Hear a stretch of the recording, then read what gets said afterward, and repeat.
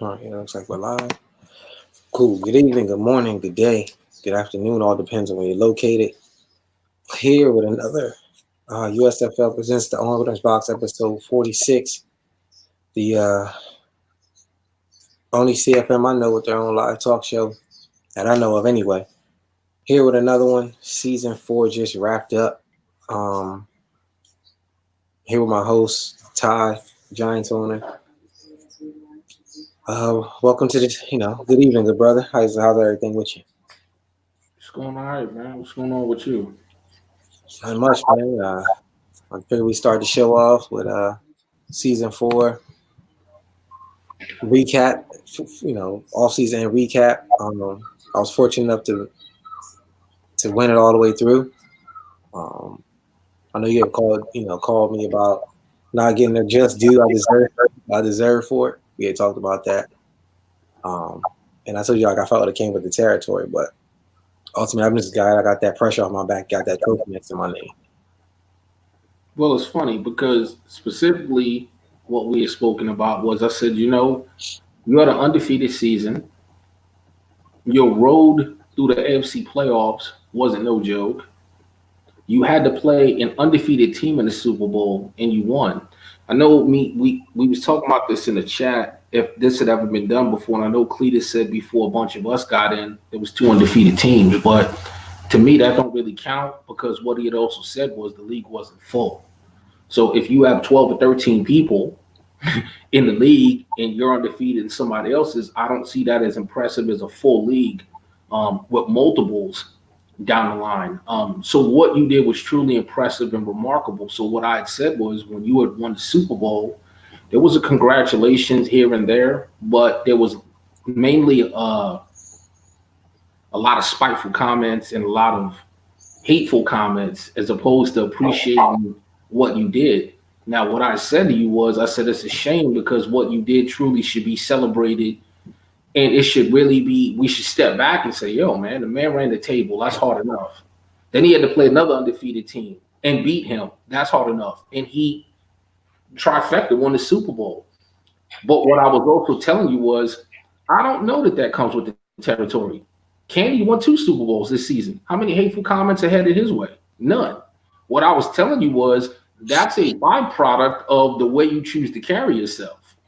Yeah, I know you're big on I need to talk things into existence, but when you project that arrogance, when you come from that stature, there's a lot of people who want nothing else than to see you fall, and that's brought on by yourself. So when Dre won the Super Bowl this season, there wasn't no hateful comments directed toward him.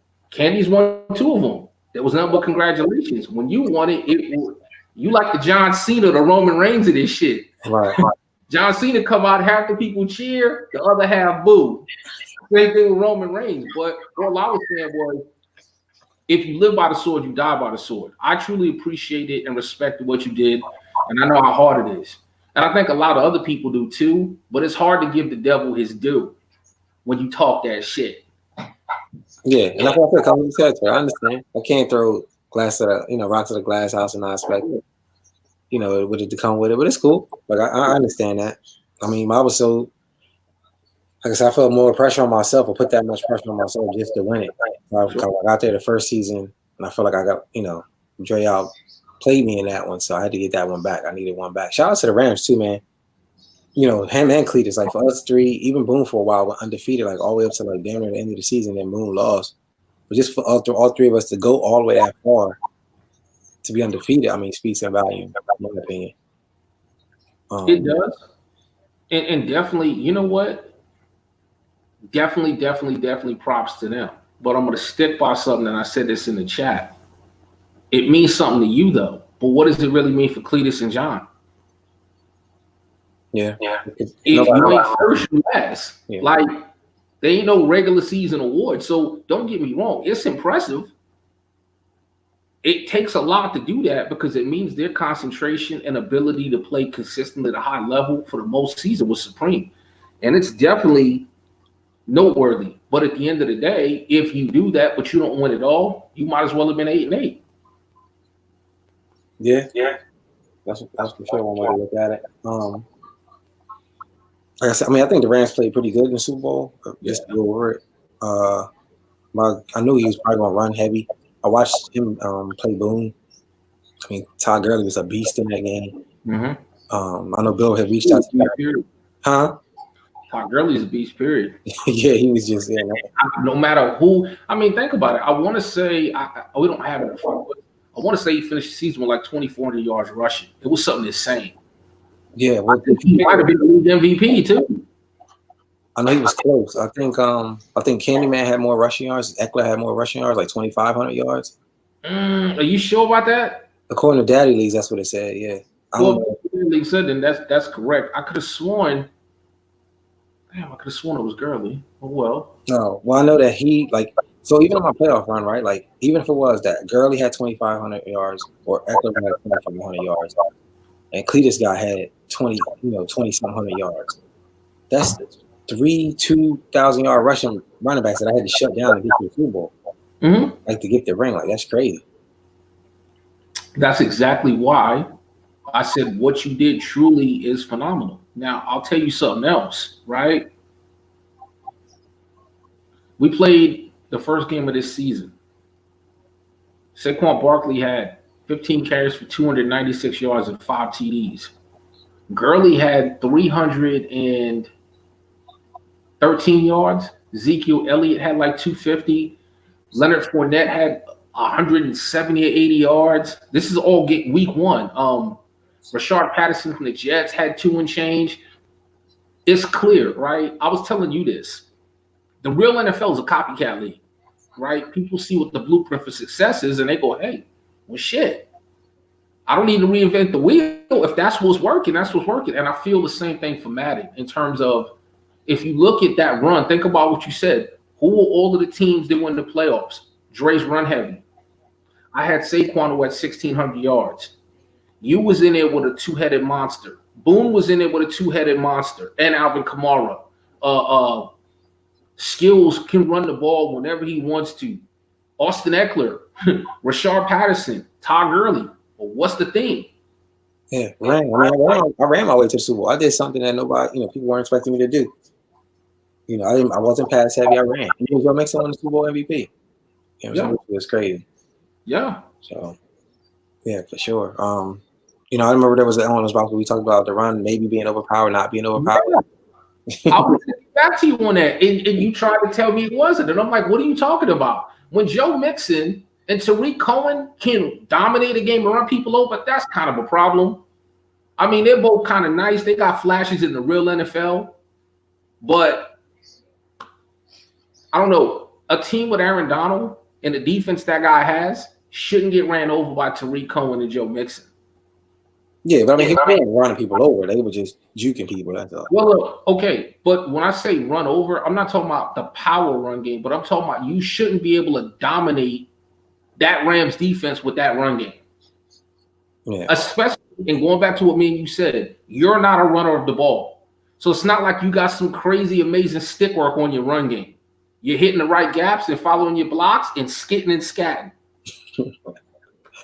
Yeah, that makes sense.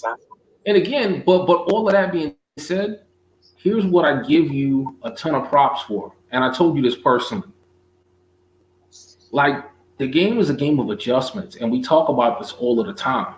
And I think it's smart as hell what you personally did.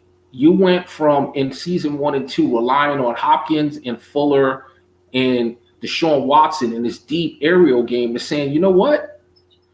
Cap-wise, I got to make some moves. You got rid of D-Hop. Fuller can't stay healthy. If you look at your roster, it's a shell of itself. But you still had enough to win, and you said, okay, well, what do I do have? And you tweak your entire style of gameplay to fit the team you have. And you did it at a very high level and run all the way. And it's funny because on a few others on those boxes, I talk to people about that. No matter what your team is, you can do it one of two ways. You can build the team you want, which may take a season or 2 or 3, depending on how bad your team is, to get where you need to go. Or you can say, listen, I don't have all these pieces now, but here's what I do have, and I'm going to use that to the best of my ability and make it work. And that's hard because you had to compromise the way you play and play an entirely different style. So to do that and perfect it and do it for a long period of time, much props to you on that. Thanks, man. You know, I really got to give credit to Candy, right? Because when we played the 2 or 3 times in the FC Championship and he beat me to get to the Super and get them back to backs or whatever, I mean, he didn't do nothing flashy, right? And I know Candy, like every match he's the same. Like he gets there, it's just real simple.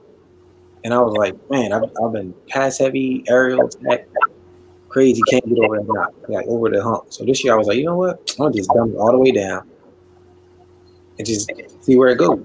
And that's pretty much that was my whole thing. Just dumped it all the way down, ran the ball because everybody was coming at me, expecting me to pass. And really on defense, I just really dictated the game on defense. Like the playoff game with Candy, like he didn't really throw the ball until the third quarter. Cletus kind of abandoned the run real early. I think he got the game when that receiver didn't catch the ball on like that first third down position. He counted it and he kind of switched his whole game plan up. And then the Rams actually stuffed the block and forced him to play my game. So that was really the 2 key things. Like I took the Candyman approach and dumbing it down, making it real basic, and then just use my defense adjustments to make everybody play my game. Well, it's funny because even before you went on your run, when I lost to the Rams, that was my first thought. I had Saquon Barkley in the early part of the game out rushing Todd Gurley. Rams wasn't stopping my run game, but it wasn't even close.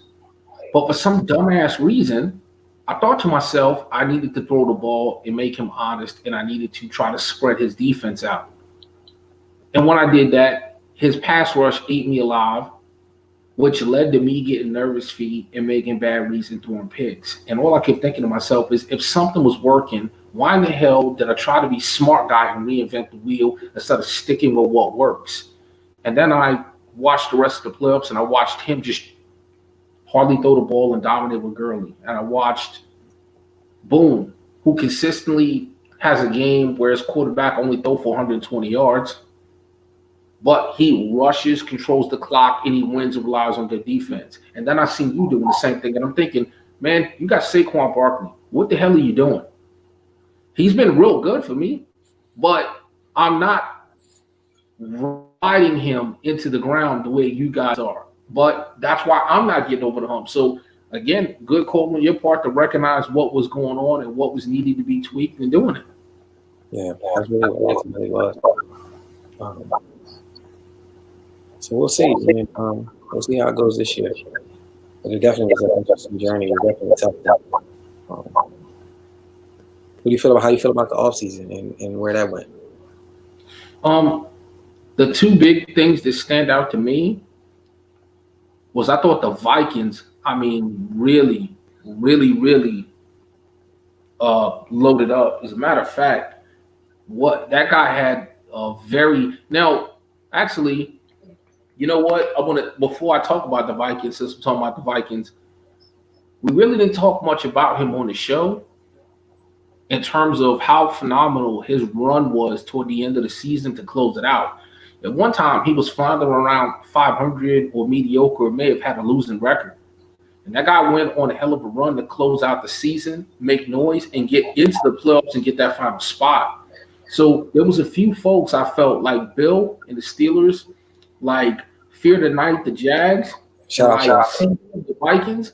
I felt like quietly they all kind of let it be known, hey, man, I'm here to compete. Like, you're going to have to deal with me somewhere down the line. And I really liked the way they all ended the season. It was kind of good to see Bill not only get in the playoffs, but he won the division. I know Pi or basically say he won through the default, but however you want to say it, Bill had a good season, number 1. Number 2, he played his games. It ain't nobody's fault for Pius that he didn't play his games. Yeah, it was good to see like him figure it out, get to the playoffs, Jacksonville get to the playoffs, and C-Dub sneaking into the playoffs. It was. It really was good to see that, because they didn't just squeak in. They all earned it. They balled. Like, all 3 of them had to fight tooth and nail all the way down the stretch. It's not like me or you or somebody that had a significant lead in their division and you could kind of coast in, and if you lost the game, it kind of doesn't matter type of shit. Nah. Every game counted. Like, if they lost the game, they went from being on the bubble to being in ninth place, and they held serve. And I just really liked the way they played, and it was cool to see them stick with it. Real cool. And I think that this season, they're going to have something to say about it. And I also think that there's some new additions to the league that's going to make things really, really, really, really interesting. So going into the offseason, I'm going to try to pull up something here real quick. NFC North. Okay, we'll break this down by the Vikings because I was looking in free agency. I wasn't a buyer this year. This was the quietest offseason I ever had in Madden. I didn't. Okay, something's wrong here. Oh, okay, never mind. I needed to get back preseason. Never mind. I can't see the preseason. It just goes all the way back to 4. But long story short, Vikings went out there and brought up some serious free agent firepower. He was already a playoff team, got in, and he added, I want to say, about 3 or 4 players that could be borderline. They're either superstars or X factors. Okay. Gonna make things real interesting. The Cincinnati Bengals, that was the other team I seen that was just buying up shit left and right. So really curious to see how it's gonna work with those two. Now the funny thing, both of them lost in season 1. And the funny thing, both of them played 2 of the newcomers. So I say there's some newcomers that's going to make things real interesting. So for those that don't know, the Patriots is Jersey Boy Don, who is the younger brother of Mo. So he's the Patriots owner. And for those that don't know, there's a second league that a lot of us playing as well from here called UG. And in UG, Jersey Boy Don, he's a very solid player. He's won double-digit games, I think, every season. He's been in UG, and he's made playoffs every season. He keeps falling short in the playoffs, but he's got a very powerful offense. He's crafty, he's smart on D, and he knows the ins and outs of how to play the game. So now you add him into the AFC East with Cletus and Don Joe, who very surprisingly lost yesterday to Dallas. And I think the AFC East is going to be very interesting. And now you also have Mr. Chiefs, a.k.a. Skrilla from UG, that's the Chiefs now. So in that West, now you have him and Candy, and I think that's going to be interesting. I mean, Skrilla's another one that, going back to games played in the UG, I mean, he might talk his shit and might rub some people the wrong way from time to time, but when it comes time to play the game, he's going to win 10, 11, 12 games every season, and he's always going to be in the mix for a playoff spot and challenge and make a run. So when you add those two to the mix with C-Dub stepping up and Fear the Night and Bills, it's going to be very tight on that AFC side. Yeah, I feel like before I was going right into season 5. You kind of went right into it, which is cool. What? I said I was going. That's why I said you kind of like wrapped up. I was going to ask you how you feel about the new owners in season 5. Like I looked and you kind of did all that in one loop, so that's kind of cool. I think that Mo had a really good off season. I know he didn't really do anything as far as free agency, but he made some really good trades, in my opinion. I think he built the team the way he wanted to, and got the player he wanted to fit his scheme. Well, not necessarily, because I think you might not be aware of the fact most switch teams. Yeah, I'm talking about the Cardinals. Oh, okay, yeah, because you know what? You may know better than me then, because I know I was talking to him yesterday in the chat, and he said that there was a lot of pieces he was missing, and the team kind of didn't. He needed to build them to get to that point. I did see he was active. Yeah, he got the quarterback that he wanted. He got 2 draft picks. He got a couple other players that I thought he did a couple other good trades. Now I'm sure he might have some holes to fill, but I felt like the main nucleus, the running back, he got the quarterback, I think a receiver as well. Skill set, the D-Hop, Bradley Chubb. That's what the Vikes added. Yeah, Tryson Hill. I'm telling you, man, all I know is in fantasy, I'm like, oh shit, like he took a healthy swing. He wasn't trying to bunt to get on base. He was swinging for the fences. Like he got game changers. Yeah, I think so. I think is it Raiders champ? Champ is the Raiders, right? Yeah, that's right. Champ back. Yep. Yeah, Champ, welcome back, Champ. He actually spent some money too. The Raiders, Patriots, Vikings. Yes. They were like, yeah, the Bengals. They were all over the free agency board. I was like, how much money do these guys got, man? It was ridiculous. You know what I'm saying? They were. You know who I like? Every free agency, he makes quiet, subtle moves, but they're always impactful moves. It's Jags. Oh, Jackson. He always. I'll tell you what. I didn't know what his plan was initially when he first got the Jags, because he shipped out Jalen Ramsey, which I was like, what? I got D. Westbrook.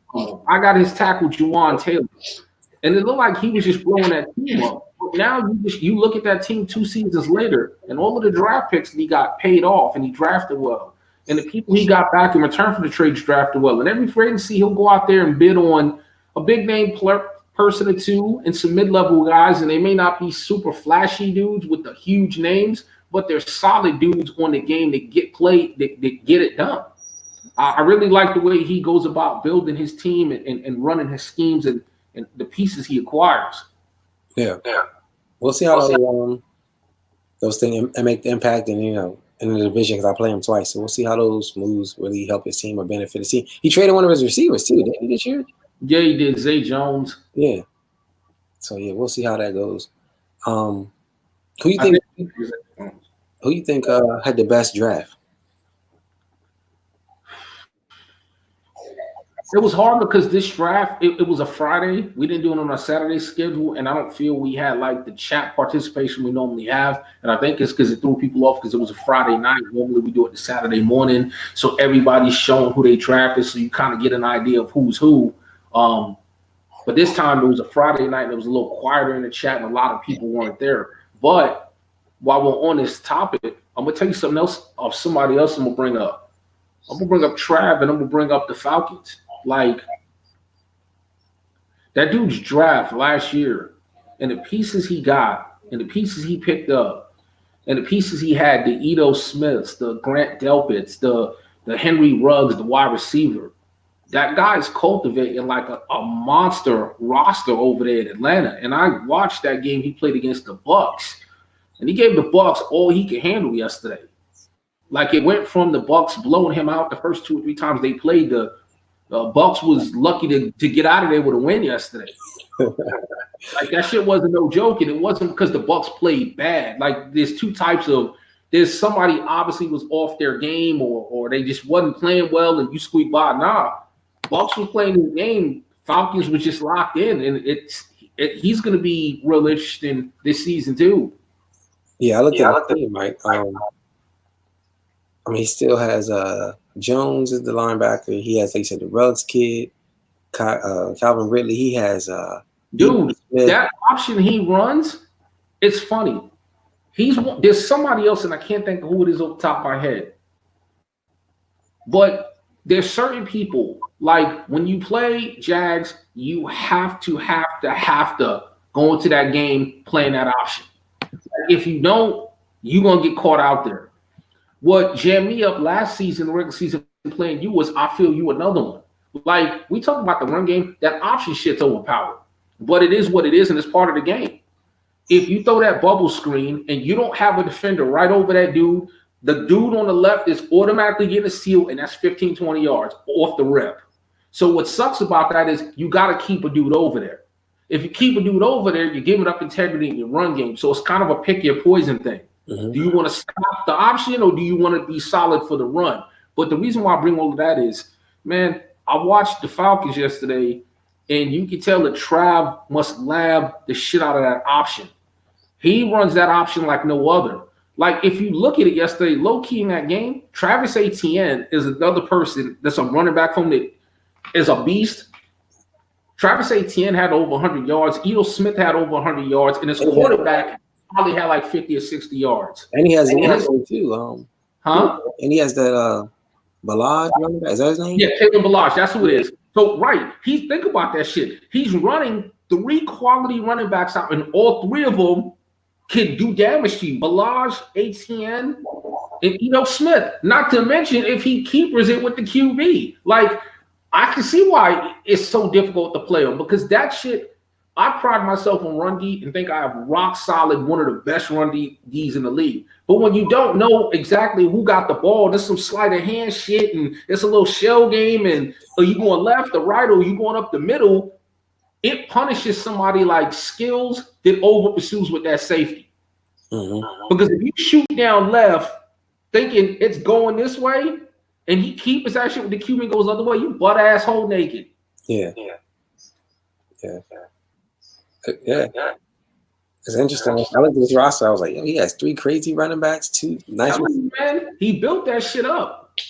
I mean, don't get me wrong. It wasn't like the Falcons were garbage when he got them, but they definitely wasn't. They definitely was a shell of themselves. So I really like this topic while we talking about team building because I was gonna jump in the chat and address this Lions, but I didn't feel like typing out a bunch of long shit. And I've noticed for the last week or two.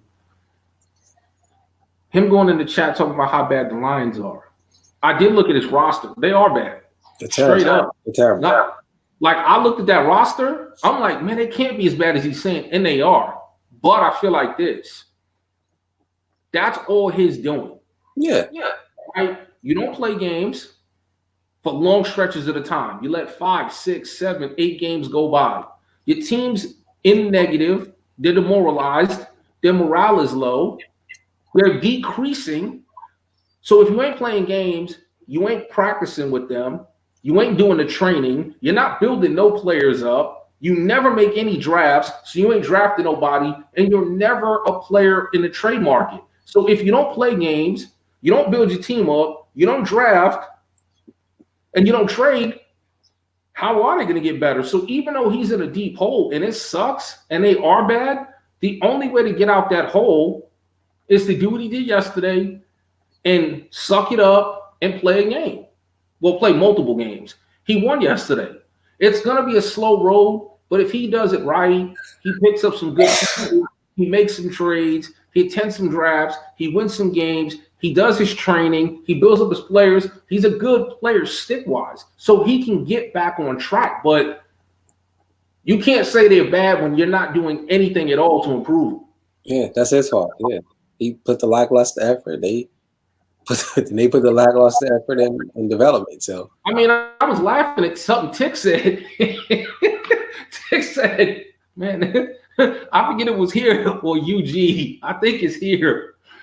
Tick jumped in the chat and said, "Man, I didn't play for a few weeks, and I come back and my offense is a 67 overall." I just bust out laughing at work because I could imagine that shit. We've all been from the game for a little bit, so you log on finally, and you know how that shit looks when you ain't played.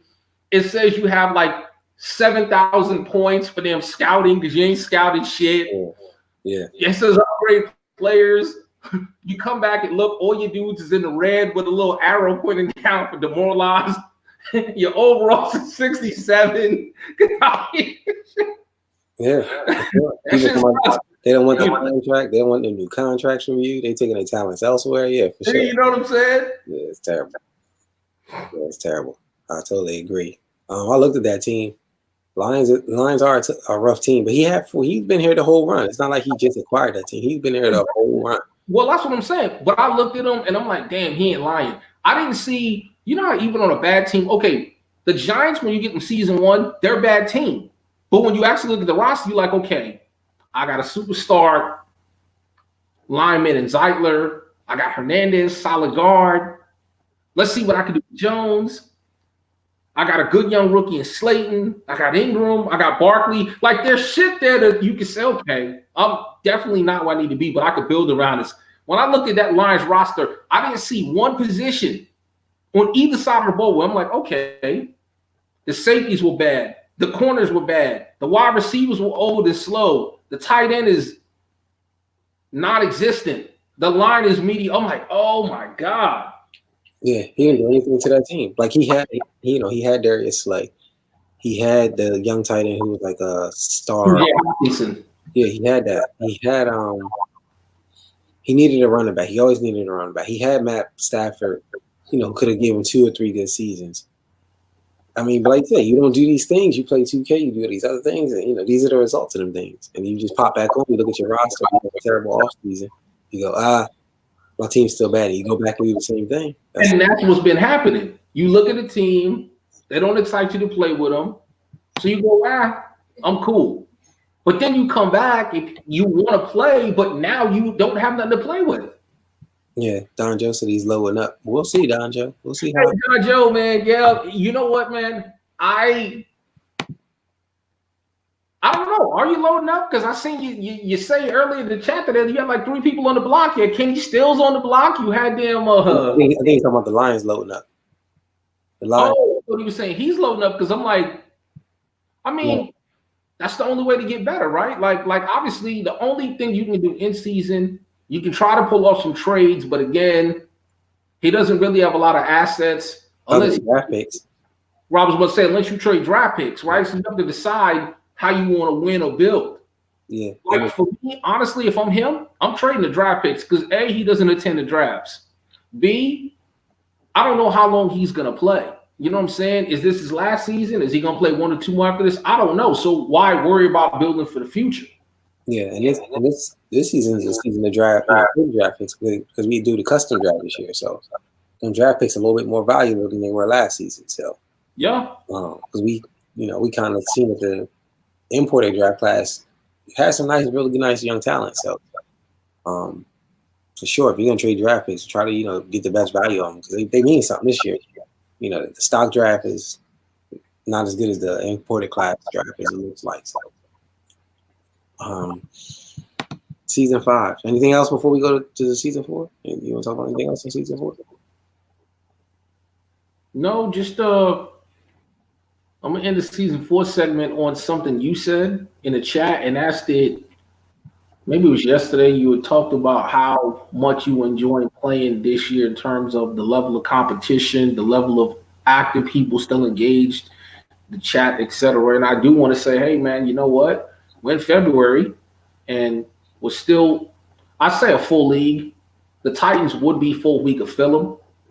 We can't fill them, so we have a full league. The commissions and myself definitely look to trim some of the fat, and I hate to say it that way, but you had guys like Strong that hadn't played in 2.5 seasons. You had Lincoln Ector, the Chiefs hadn't played in 2.5 seasons.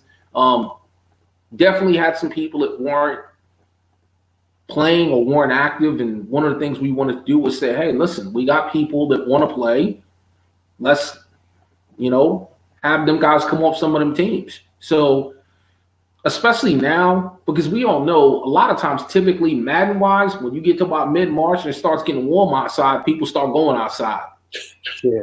You know what I'm saying? And people stop, they ain't as super active. So to get people in right now to re-energize the league and create new rivalries and push people for playoff spots, we thought was a good thing. So that's the last thing I want to say was that I agreed with what you had said in terms of it's pretty engaging still. Normally around now, I probably even faded out. Candy probably faded out. A couple guys are usually phased out. But here we're in season 5, and it still feels like it's season 2. Playbooks, even though some people are switching them up, some guys are still, you see people's guys' schemes like really in rhythm now. Competitiveness, still divisions, there 2 or 3 teams are still fighting for number 1 positions. It still feels like it's early on in Madden, and here we're like season 5, so it hasn't felt like this in a while. So,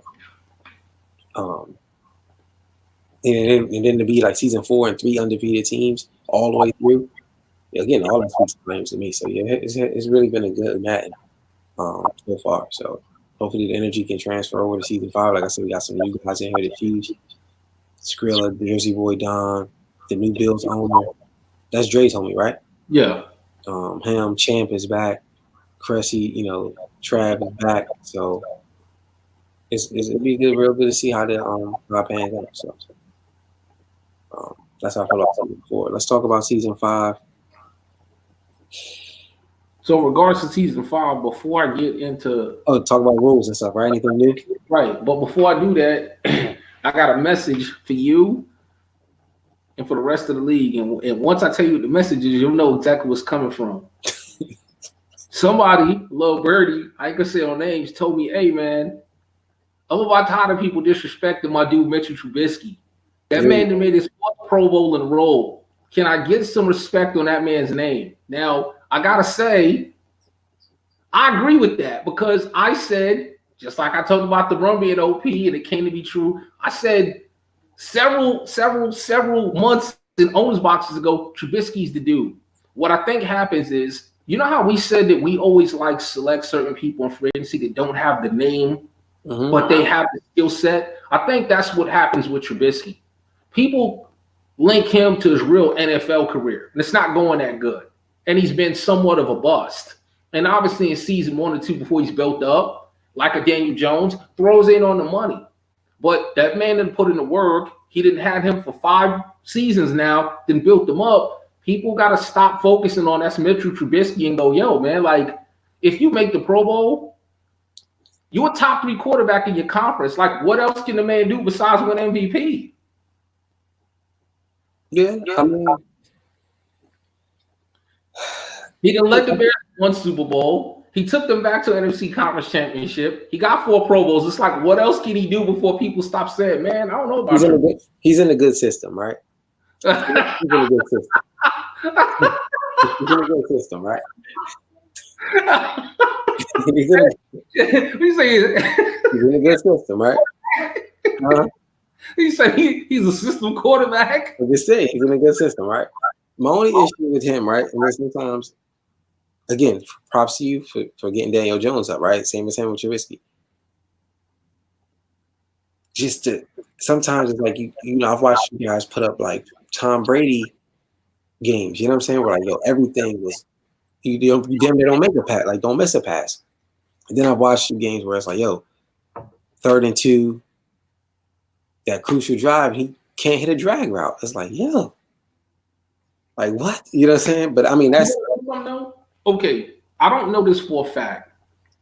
It's just my own belief. It's like, do they program them to be like that? Like what? Well, I'm going to address that. I don't think they program that to necessarily be like that, but I believe that there is momentum built into the game. And I believe it's built into the game various ways. I'm going to give you an example.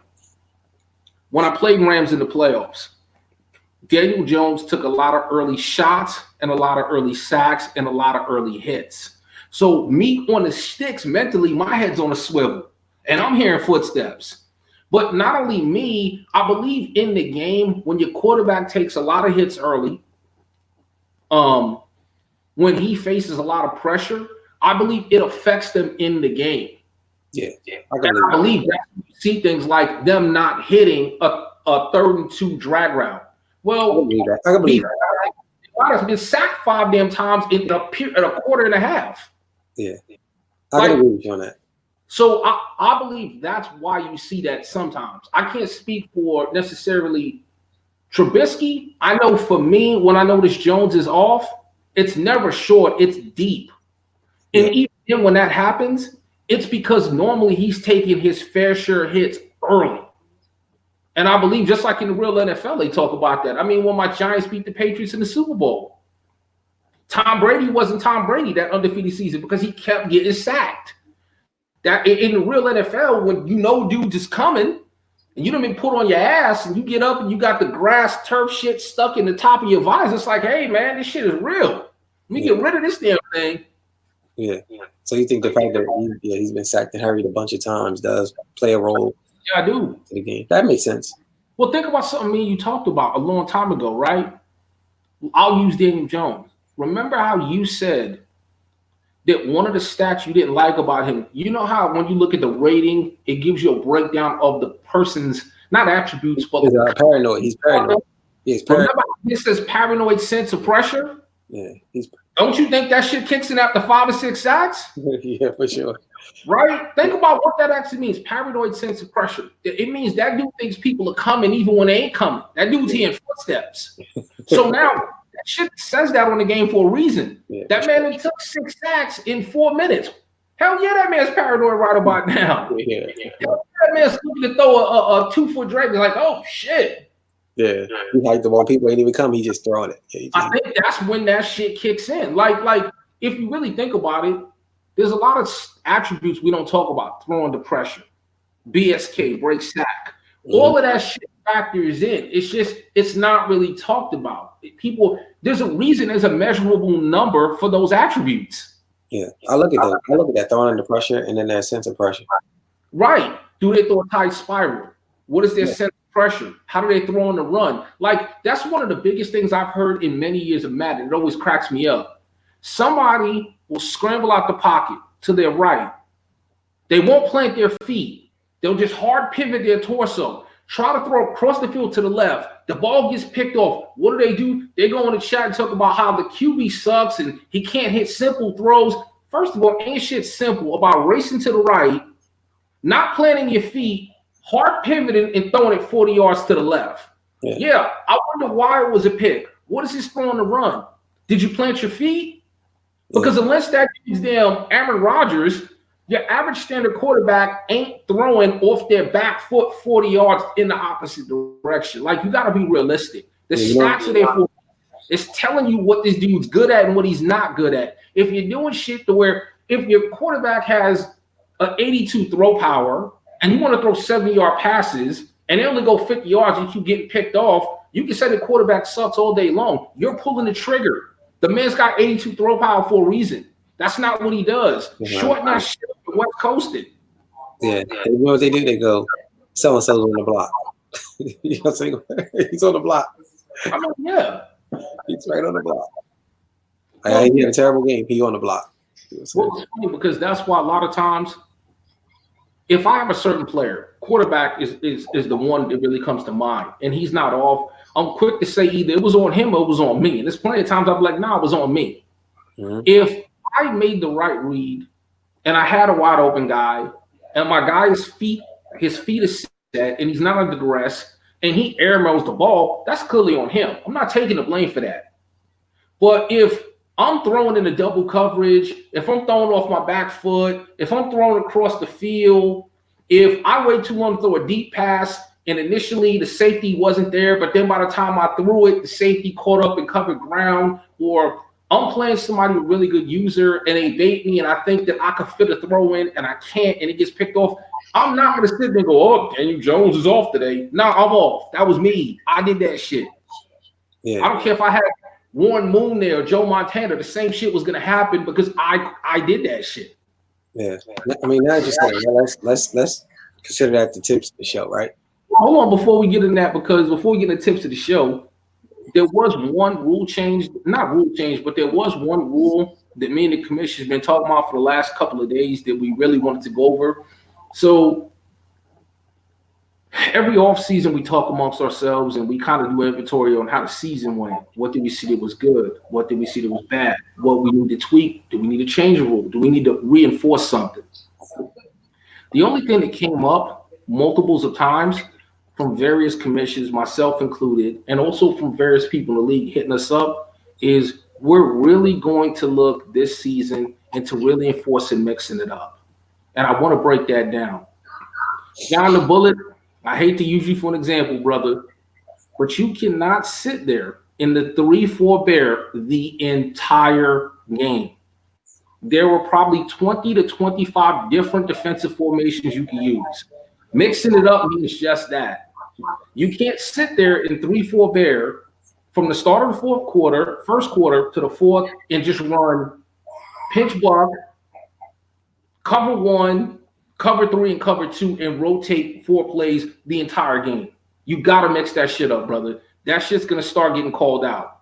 It was already brought to our attention, and there are a few others doing the same thing. And when we say mix it up, if I'm running trips tight end, mixing it up doesn't mean I motion over the slot receiver from the left to the right, but I'm calling the same play, but I just motion the dude over from the left to the right. And since I hot routed it differently, I mixed it up. No, you're running the same play. So we all, including me, have things that we like to do a lot. But mixing it up means, hey, man, if you want to run Gage, you love running cover 2, invert that blitz. But I notice when you do it, you might run it once. You'll call 3 or 4 different other things, formations. You'll go back to it on the 5th shot. You'll call different formations, different plays. You mix it up. You come back to it 4th or 5th time. By the end of the game, you may have run it 6 or 7 times. I think that's mixing it up. If you called 80 defensive plays and you only called that 6 times, that's mixing it up. You cannot sit there in one formation all game on offense or defense. You can't just run the same 4 and 5 different plays mixed up with different hot routes all game long. We're going to really start enforcing and coming down on people that aren't mixing it up. The shit's not fun when somebody wants to sit there and run 85 different versions of the stretch 10 times in a row. Don't nobody play for that shit. We can go online and play lobby games for that. Stretch left, stretch right, stretch left, stretch right, dive, stretch left, stretch right, stretch left, stretch right. Come on, man. There's 500 plays in a playbook you have access to. Be creative. Mix that shit up. Come back to your stretch every 4th or 5th time. So just keep in mind, commission's going to have eyes on a lot of different games looking for people to see some type of variety in your shit. Nothing wrong with that. Anything else? Yo, I have a question. Sure. Have you guys spoke about no huddle? And I only ask because I know that, you know what, I know the thing, right? Week 1, new owner and Cletus, right? Do you feel like no huddle this year is, I don't feel like it's, I feel like, you know, wasn't as not effective as it is like in previous matches, because like you burn so much time with the clock, like because we had the accelerated clock on plus, the runoff, and guys get super tired like really fast by the 3rd or 4th time you call it. Have you guys thought about revisiting that, or? We haven't talked about it, discussed it. Obviously, whenever you or the owners bring up stuff that we haven't discussed, we bring it up for discussion. Just because we haven't thought about it or it hasn't impacted us or affected us, we haven't seen it to be a problem, doesn't mean that it's not. My thought on that, though, is if you get somebody that really knows what they're doing, that can really, let's go back to what I said about Atlanta and how good he is at running that read option. So let's take that formation where he's probably got multiple different read option type plays and a good passing and good run play, and let that do no huddle. Yeah, your dudes might get tired fast. Yeah, he might burn a lot of clock. But that might also put up 21 points in 4 minutes, too. Now it's a tie game. Yeah, but I mean, that's what it's built for, right? To give that advantage.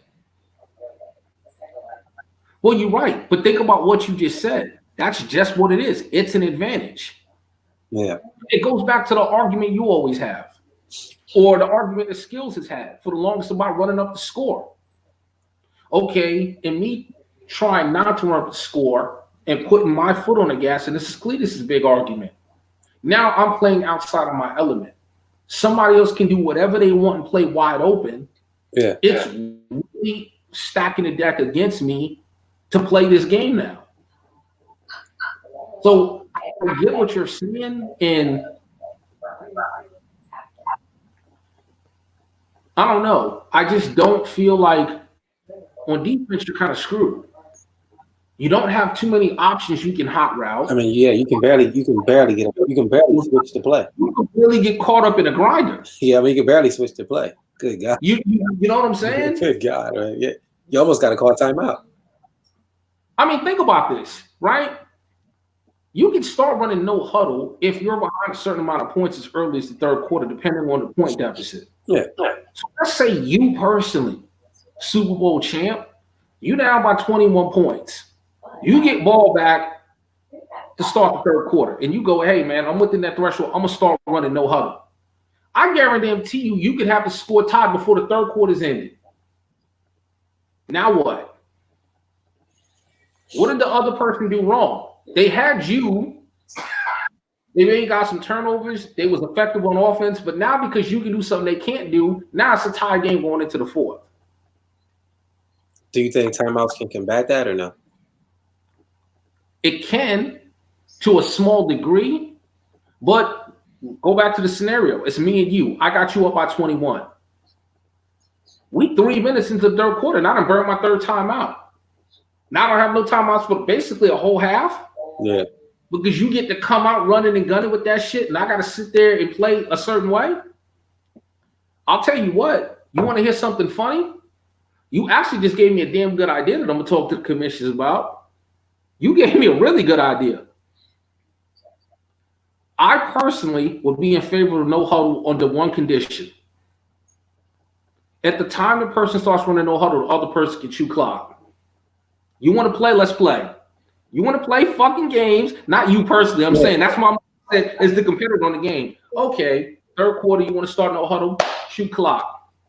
Now, in addition to my chewing clock and your 10-second runoff, go ahead and burn the game out. Now you have an advantage. You have something you can do, but as a defender, I have something I can do to kind of offset that. Yeah. I'm not gonna bring that up. Okay. So Don Joe said, so if I'm down 17-21 in the first half, can I no huddle? No, Don Joe. I don't have the point threshold. Yeah, and then Skill said that's real football though, right? Yeah, it is. I mean, the whole thing was running the no huddle. Well, yeah, the no huddle was really designed to catch defense. The offense never has to wait for defense to run and play, and it's to catch. It's designed to catch defensives. When they have the wrong formations in, like how sometimes they put their pass rushing guys in on certain downs and these running linemen and stuff down. So it was designed to keep catch defense off guard. But to combat that, yeah, like Ty says, normally we call timeouts, but in this man, normally you could just run no huddle and then I can switch plays, but now it feels like you can't even switch a play on defense. Like you might be able to go to man to man. Like God forbid you go to cover 3 to cover 2. Right? Let's also think about this. And since Skill said this, I'm gonna hit him with this. Because I know he's one of the main ones. Me and him have talked many a time in terms of it's very difficult for him to come out with one mindset, start the game, and that's full throttle. And now he's up by 21 to 28, and now he's got Bill shooting the 2 eyeballs at him in the chat like, I see you, bro. And you already know what that is. He does it. Right. All of a sudden, you playing your game, you up 21, you get your phone, you look, and all you see is Bill and Steelers and 2 eyeballs like that. You already know what that is, right? Now, so think about this. When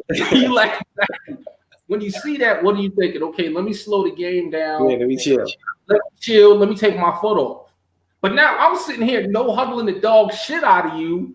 It's a double whammy because you're trying to slow your offense down to not break a rule. I'm running and gunning full throttle. Now it's 21-20. Now the game's tied. And you going, man, what the hell just happened? I should have never been in this position. Yeah. I'm handicapped. Well, see, now that's another thing I'll say right there. For me, I'm not talking for the commissions. Here's another scenario in which I'd be good with the no huddle. Take off the point scoring. If I can score 100 points, let me score 100 points. If this dude's gonna start no huddling within a certain point, and that's what he's gonna do the rest of the game, then I'm either gonna chew the clock or I'm gonna try to put up as many points as I can. Now, if I had one of those 2 things in my back pocket, for me personally, man, run all the no huddle you want, bro. Yeah, just know when I get the ball. Just know when I get the ball, it's go time. Yeah, just know. Exactly. Sure. Think about this, right? You're down 21 points because I'm doing something you can't stop. So you want to play games and no huddle me. I'm going to continue to do what the hell I've been doing. I'm going to spam the hell out that shit. I'm going to chew the clock and I'm going to try to put up 70 or 100 or whatever it takes.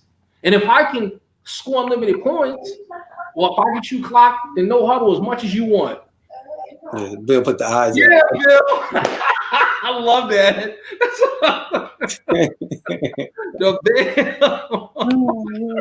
All the time. Yeah, Skills. I get it all the time, man. I get it all the time. He said he's with that. Shout out to Prime. What's going on? He said he'll rewind. He got in it late. He said, big Prime? Yeah, for sure. Bill hit you. I got 40 here, and then I get this. I'm like, oh, here we go. I love that, man. I love when he does that because I don't even have to say nothing. That's my way of letting you know, hey, I see you, bro. I'm watching this shit right now. I see you. Yeah. He'll be like, come on, Gates. Really? You know what those eyeballs mean? All right, Gates, make your next move your best move, bro. Yeah, he'll be like, come on, really? When the last time you seen that team put up that many points? Come on, man. That's one of those score if you want. You'll be seeing attention in the chat tomorrow. Yeah, for sure. Gates has been identified. Yeah, for sure. For sure. Hey, you know what's funny? Bill probably has a template that says you've been identified. That shit probably says the Buccaneers have been identified. Whenever he goes to submit a new one, he's got to erase the Bucks name because Bucks stayed on that shit. Yeah, for sure, man. Real quick, I know you were talking about like attributes and things like that. I just wanted to use that little segment as a tip for the show, right? Like there's certain things that I look for every position, right? So just I think a lot of it goes overlooked. Like I think you really hit a good thing with the throw under pressure, break sacks. For me, it's the paranoid thing, right? Tight spiral. Like people really don't like if that quarterback don't have tight spiral, boy, good luck, man. Like them. I mean, you talking about ducks, boy? Man, I mean, come on, man. It should be looking like a Peyton or Eli pass toward the end of their career. It should be shit look crazy in the air. Yeah, I think for running backs too, like the cover the ball is a huge one, right? Like, because guys say, "Oh, he's fumbling a lot," but dude, he can only cover on medium hits. Like, what do you expect? Well, it's the same thing. Actually, that's just as important for receivers, bracing for big hits. Yeah, basically, that too. Especially when they catch the ball and they get hit. It's like, yo, he can only take medium hits. Or does he have drop passes? You know what I'm saying? Like, I don't even put nobody on my team, no receivers on my team if they got drop passes. I don't care what their stats look like. You got drop passes, you're not on my team. Period. But see, you know what's funny though? Here's what's funny about the stats, the attributes. It's not an exact science, and it goes both ways, right? Because I remember I used to be pissed at C-Dub, and I used to tell him this shit. Listen, bro, if Harrison Smith, when he first took the Vikings, if Harrison Smith pops me, man, by all means, I got no problems fumbling the ball. How Trey Wayne's little lightweight, 170-pound ass is hit sticking me, and I'm coughing shit up. Trey Wayne's? Come on with that shit, man. Like, that hit stick shit should only be viable. I remember when your boy Skills is on. Hey, if Levante David stuck me in the hole, hey, man, and the ball came out, I could live with that. I'm not trying to see the Vernon Hargreaves hit stick in my shit. Yeah. Not only should the ball not come out, he should get trucked when he tries that shit. Yeah, he should. So it's funny. And then you have a dude like Saquon, or you have a dude like Ezekiel Elliott, and they got like 99 carry, and lame-ass Vernon Hargreaves is hit sticking him. He's fumbling the ball. Yeah. That dude's hit power like 62 or some shit, man. Come on, man. Yeah, and the only reason it's a problem because this year we can't change them, right? Like we can't. Like normally, remember you could put the points to it and you could change that. You could turn off the drop. You can turn medium to brace all hits and stuff like that. Now we don't have no control over that. So I think a lot of those little hitting attributes play a huge factor, at least for me on my team, how I look at players. So I think it's more than just speed overall. It's those other little things. Like me, you talk about all the time. Like you be like, "Oh, I found the gym."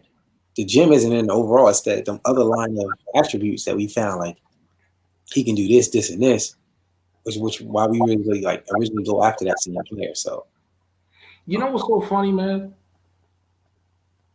I'll loop this back into something we talked about when I gave you your props in terms of how I thought it was very clever how you adjusted to the actual personnel you had and changed your schemes on the fly.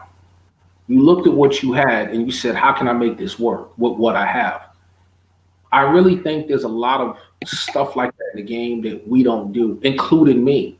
Going back to what I said about really not driving Saquon into the ground.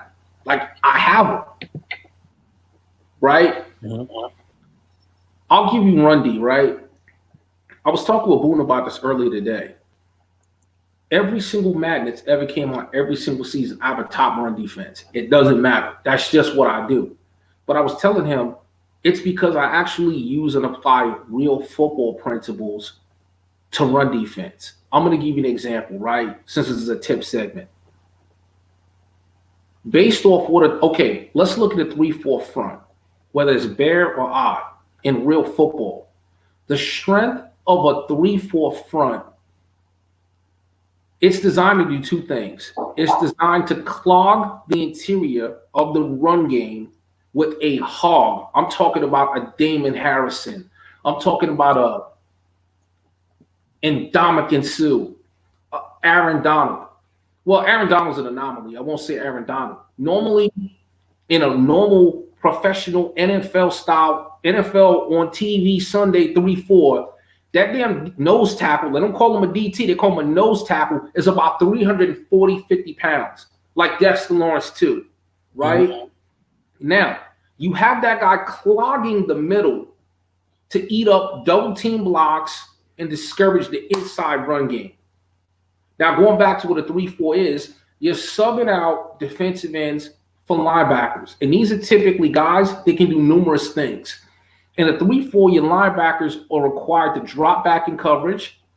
They're required to rush the passer, and they're required to set the edge. Now, why is this important? Going back to what I'm saying about how to set up a run D. If I want to play a 3-4 this season, be it bear or odd, I need to apply real football principles. I can't put Olivier Vernon, who I love to death, who's now brown, who's 260 pounds, at my DT spot, because he's going to get ran over. He's in the wrong front for that shit. Yeah. So when I'm looking at what scheme I want to run at the very beginning of Madden, I look at the personnel I have, and either I have the people I can already put in these spots, or if I don't, I'm going out to free agency and getting them, or I'm drafting them, or I'm trading for them. Now, going back to what me and you were saying about the gems. Hey, I might get this person, Ashawn Robinson from Detroit. He's not a big flashy name. He's not J.J. Watt. He's not Aaron Donald. But to run the 3-4, that man is 330. He's going to clog the middle. Then I might go and get some super fast, lightweight kind of hybrid defensive end linebackers like Olivier Vernon on one side and JPP on the other. Dudes that are freakish athletes that they're not your stereotypical big monster DEs like J.J. Watt. They can drop back if I need to and play spots. They can set the edge, or they can rush the passer. So when I'm building my run defense, I'm looking at the front I actually have. I'm recognizing what I need to make that front work, and I'm getting those pieces. I don't just plug and play and put randoms wherever. Yeah. The other thing, and Cletus is a master at this, and I see a lot of people doing it. I do it. But Cletus is the one I see do this the best. If you ever watch Cletus play, every single defense he plays, multiples of times a game, he'll go on that sub screen and move people around because he's switching and going back and forth from a dollar to a nickel. He's coming out the nickel, he's going into the dime. He's coming out the dime, he's going into some other subset. But he's not leaving the same DT in all those different formations in the same place. He recognizes what front he's playing, and he's moving pieces around accordingly. He's moving out the people that's tired. He's moving out, okay, I went to this front, so I have the DC in the wrong spot. I need him on the edge. I need him in the middle to set the run.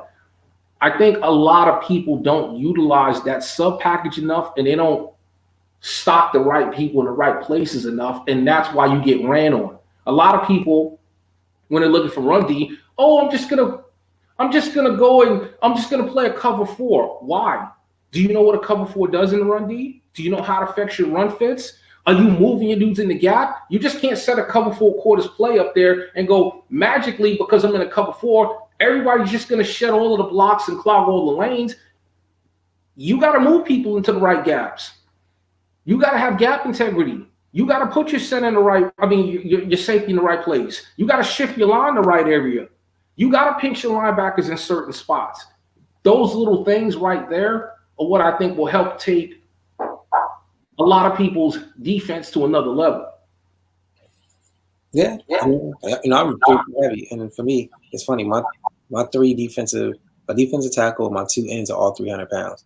They're all beefy guys, because that's the strength of the 3. Like, They basically clog the middle, the linebacker set the edge, like exactly how you said it, right? So like all my linebackers are hybrid guys who can do kind of everything. My linebackers are 300-pound guys. If I have anybody under 300 pounds, then I use them for 4-3 to set the edges on that. I want to break down, I guess, the 3-3-5 wide, right? Because Boone, when I wanted to, it was funny, he put that meme up like, but Nick Young like 3-3-5 though. 3-3-5 why it was so successful for me in the playoffs. It was because it does exactly that. And it's basically that formation. Remember that NCAA formation the big nickel bear or whatever. Yeah. Yeah. That's big nickel bear. Yeah, the big nickel bear, I think so. That's that was in Madden. Yeah, but it started in NCAA 14. Yeah. Yeah. Right?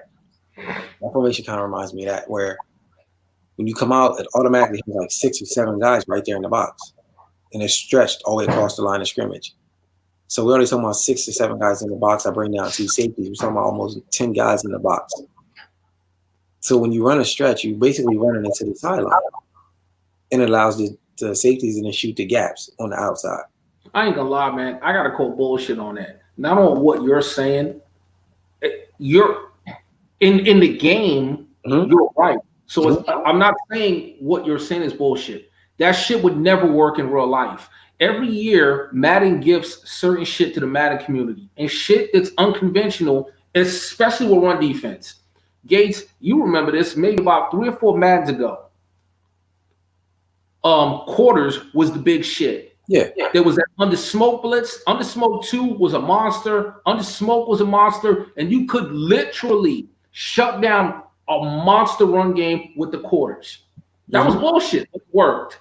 Then last year, Cletus was locking up people with the dollar. That was bullshit, but it worked. This year, the new bullshit is that 3-3-5 wide. You can explain it however you want.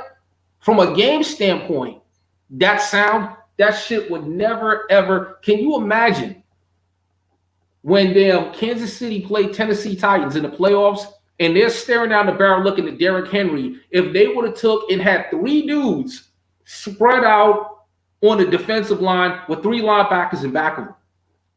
Just from a football standpoint, okay, that's great against the stretch. What happens on a dive right up the middle? Mm-hmm. You shouldn't make no contact. To be honest, you should get pancaked. Short of you putting all 6 of them people, well, your 3 D linemen already on a blitz, but short of you blitzing all 3 of your linebackers, to have 6 people crashing and coming straight down, there's no way you should even touch that running back until he's 5 yards past your damn nose tackle.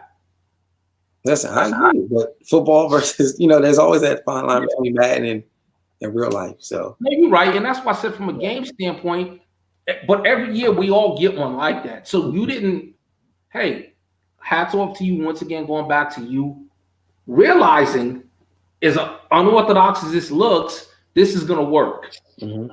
Like, think about what I'm saying right here. The Rams in the Super Bowl was in a bare front that's stacked. In that stack is Aaron Donald and Joe Mixon could routinely get to the second level. Mm-hmm. You're playing 3 linemen with 3 linebackers in huge gaps, and Todd Gurley couldn't get out the backfield. Couldn't get out the backfield. I feel like that's the only defense that really, for me, set the edge, right? Like that was really the only one that could really set the edge. And then I hate to give this tip out, but what the hell, right? Also in cover 3, right? Cover 3, the curl flat purple zones, when it's a run and you got a good pass rushing linebacker, he gets a spin off. He spins off the guy as soon as they engage in a block. He spins off. He comes right around the thing, like right around the corner every time. So I'm like, yo, if this seals the edge, and then you're gonna run left. Clowney's there. He's gonna spin off. You run to the right. Dalen Cole's gonna spin off. All I got to do is now clean up with my safeties, and that's kind of like. That was kind of my thing. So you can run the stretch, try to run the dive, and I just clean up, with the safety. So that was just my success, and it worked for me. But again, yeah, I agree with you. It shouldn't work in real life. Some gaps are too wide open for that to run. But that's how I broke that defensive formation down. So I'm looking at Mo. He got a little tennis meme in there going, yeah, but I don't know what to say in regards to, but it just looked funny. No, but and again, when stuff like that happens, I literally look at that old school saying, don't hate the player, hate the game. Mm-hmm. I would never have anything negative to say about you using that tactic because it's not your fault that the game allows that to work. My issue would be with the logic of how is this working? Mm-hmm. There's no logical explanation or reason that should work. It would never work in real football. Yeah. I mean, in the NFL, you got teams with 8 and 9 man boxes still getting ran on, let alone 3 dudes spread out on the D line. Yeah. I don't care if you have Lawrence Taylor on one side of the real NFL, damn Mike Singletary in the middle, and damn Von Miller on the outside. Somebody's getting ran through in the middle. Mm-hmm. No, I understand. You ain't gonna get an argument from me. I understand. Logically, it shouldn't work, but it works. Yeah. Because like right, and the flip side is 4-6, right? 4-6 is like one of the best run D formations there is, and you can run all over 4-6. Like 4-6 normal, and 4-6 bears. Like how I've had people break long runs. I mean, how is that possible? This is like the formation set up for it. 5-2 is another one. I watch people run dive on a 5-2. I'm like, how is this possible? How is that possible? And the only thing I can explain for that is because the run defense, but see, even that is kind of why the 3-3-5 shouldn't work. In the last 2 years, as you know, the run defense really is predicated upon run fits. Mm-hmm. Everything's about the run fit. You can come out in a punt formation. If the run fits are right, you're going to get gap integrity. Yeah, for sure. So in real life, though, how does a 5-2 not have good run fits? It's kind of like what I was telling you in the owner's box when I was talking about OP, the run game being OP. Mm-hmm. Like, look at this, right? In the real NFL, Derrick Henry, right? Let's use him, the rushing leader this year. When people wanted to stop him, they didn't play a cover fucking 4. So why is it that primarily cover 4 is the main defensive choice to stop the run in the game? Why? Because supposedly when you go into that cover 4, not supposedly, it works. When you go into that cover 4, it automatically gives you more people in your run fit. So what that run fit automatically means is when the ball is hiked and it's a run, these players, instead of dropping back a step or two into spies of coverage, they automatically crash down. So they avoid getting off and they have a better run fit. The cover 4 is the safeties. The only time the cornerbacks do it is in cover 2. But the problem is the safeties drop back. So like that. Yeah. Right. Yeah. But in the real NFL, a certain coverage has nothing to do with run fit. No one tries to stop the run by playing a cover 4 in the National Football League. They crowd the living shit out that box. Yeah. And they lift up 8 to 9 people close to the line of scrimmage. Remember that year when can we hire the O-line rating and bring up the D-line rating? I know why Don Joe's saying that, but I'll address that in a minute. Yeah. In the real NFL, remember like 3 or 4 years ago when Tebow Mania was going crazy? And they went into overtime against the Steelers. Sorry, Bill, if you're still on. And they beat the Steelers in OT because Tebow threw that funky-ass slant to Demaryius Thomas, who took it like 70 yards. You know why that happened? Because they was dead set on this dude can't throw the ball. We need to stop the run. So you know what they did? They brought 8 and 9 people in the box. They didn't sit in a dumbass cover 4. That's one thing that I feel I wish Madden could do better at is using more solid football techniques and less gimmicky shit. Yeah, more logic in the game. Yeah. Yeah, more logic. Like you shouldn't have to play a cover 4 to stop the run. You shouldn't have to play a cover 1 to stop the run. I mean, you could if you want to, but you should be able to come out of cover 2 or cover 3 and have dudes with decent run fit. Yeah, makes sense. Because anybody that's smart that consistently keeps saying you come out of cover 1, especially now with these damn RPOs where you can throw that slant, you catch somebody playing cover 1 and run D all day long, and you say, okay, I'm going to fake this damn stretch to the right. I'm going to come across and throw this shit on the slant to the left. That dude's going 80 yards. Yeah, for sure. Oh, man. I'll argue that. Some good tips there. Hopefully people take advantage of it. You see what Prime said? He said he's going to go to the playoff. That was his bold. Yeah, right. I like that, Prime. Talk your shit. Oh, okay. Yeah, speaking into existence, man. You know, I'm all about that. And the reason why going back to me saying I'm going to address Don Joe. He lost the Moondog? Huh? He lost the Moondog? No. What he just said about raising because I've always laughed when I said it never makes sense that you want to raise the old linemen's overall, but then raise the D line. So you got nothing. Yeah. It's a balance. We talked about that before. Right now, and you raise them both to 75. What changed? Nothing. The only way to see one group prevail over the other, if they're both at 50, is to make one 80 and keep one at 50. So that's why he said that, because he knows I always rant about that. Yeah, I feel like, I don't know if you caught that game too, but like Don Joe lost to Moondog. Moondog ran really well. I told you. Yeah, I did. Remember I said in the beginning of the show, Zeke Elliott had like 200 yards and change. Yeah, because Don Joe really overcommitted his safeties to the outside runs, and Moondog just killed him up the middle with the dive. He just killed him. And Don Joe was like, I don't have no defensive lineman.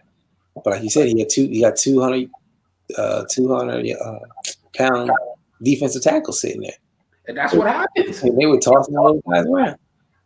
Yeah, they was tossing those guys around. The holes were just opening wide up, and Zeke was just running right through.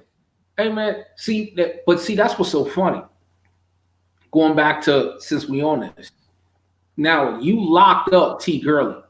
Mm-hmm. But before you did that, T. Gurley ran over, like, I want to say I was top 2 or 3 in run defense. Boom was top 2 or 3 in run defense. Before he got to you, he had to run both of us over. Mm-hmm. And I'm telling you right now, when I played him, T. Gurley wasn't getting T. Gurley was in my linebacker level 5 yards up before my first dude even touched him. And I'm running them strong run fronts. Strong. All right. Well, I don't know. I mean, my tackling 2 ends, they all have 90 strength and then at least 80 block shit. Maybe that helps. I don't know. And they're all 300 pounds. It doesn't hurt. Trust me. It definitely doesn't hurt. Yeah, and they're all 300 pounds. I mean, I can't do nothing with them little linemen. I either move in a linebacker or I get them out of there. I need big, beefy guys just for that reason. So let's talk about divisions here in season 5. Give me your thoughts on the divisions. You want to do NFC, AFC? How you want to do it? You want to go through them all? We do it the same way we did last time in terms of I'll cover AFC and you can cover NFC. Okay. Give me 1 sec. All right, so NFL, AFC. Let's start with the AFC North. Steelers 0-1, Browns 1-0, Ravens 0-0, Bengals 0-1. I don't know what happened to the Ravens. He was solid season 3. He kind of disappeared season 4. I like that. FYI, no one running over 200 on me again. I got a DT. Right. No, I said I have 60 to 67 DT to the 290-ish. They're too small, Dodger. They're too small weight. Your DTs have to be big guys, man. They have to be big guys. Yeah, that's thin because think about it. Yeah. Neither one of those dudes is 300. Well, also keep in mind, I know Cowboys traded the Zach Martins and Tyron Smiths of the world, but the Cowboys, from a logic standpoint, still have that type of – they're not as powerful, their line, but this dude still got, I think, Travis Frederick at his center. Think about this. You got maybe the best center in the game against a guy that's a 67 overall, 290 pounds. That's probably not going to go in your favor. Yeah. Because linemen, what, 5', 6'6", 6'7"? I mean, yeah. I mean, if you got Damon Harrison there, I mean, you still like the advantage with Frederick, but at least Harrison can hold him up to maybe allow other people to get there and make that play. Travis Frederick's just shucking that dude and get to the next level. Yeah, for sure. But back to I was saying, I don't know what happened to Rep. He had made playoffs season 3. He really was quiet. I don't hear him in the chat no more. I don't know if he's still playing his games. He hasn't played. Well, he plays the Titans tonight. That's why he hasn't played. So he's a wild card. Browns, I don't know. Is probably going to play all his games. Bills coming off a playoff appearance. And Prime just said I'm making the playoffs. I think this division is going to be interesting. because there's a lot of unknowns. Don't know what Ravens is going to do, how active he's going to be. Is Prime ready to make a jump? Is Pye going to play those games? And does Bill keep up his momentum? I'm going to go ahead and say Bill until somebody proves me wrong. He won a division. Pye's going to curse out in the morning. He'll get over it. Play your games, Pye, and you won't get voted against. All right.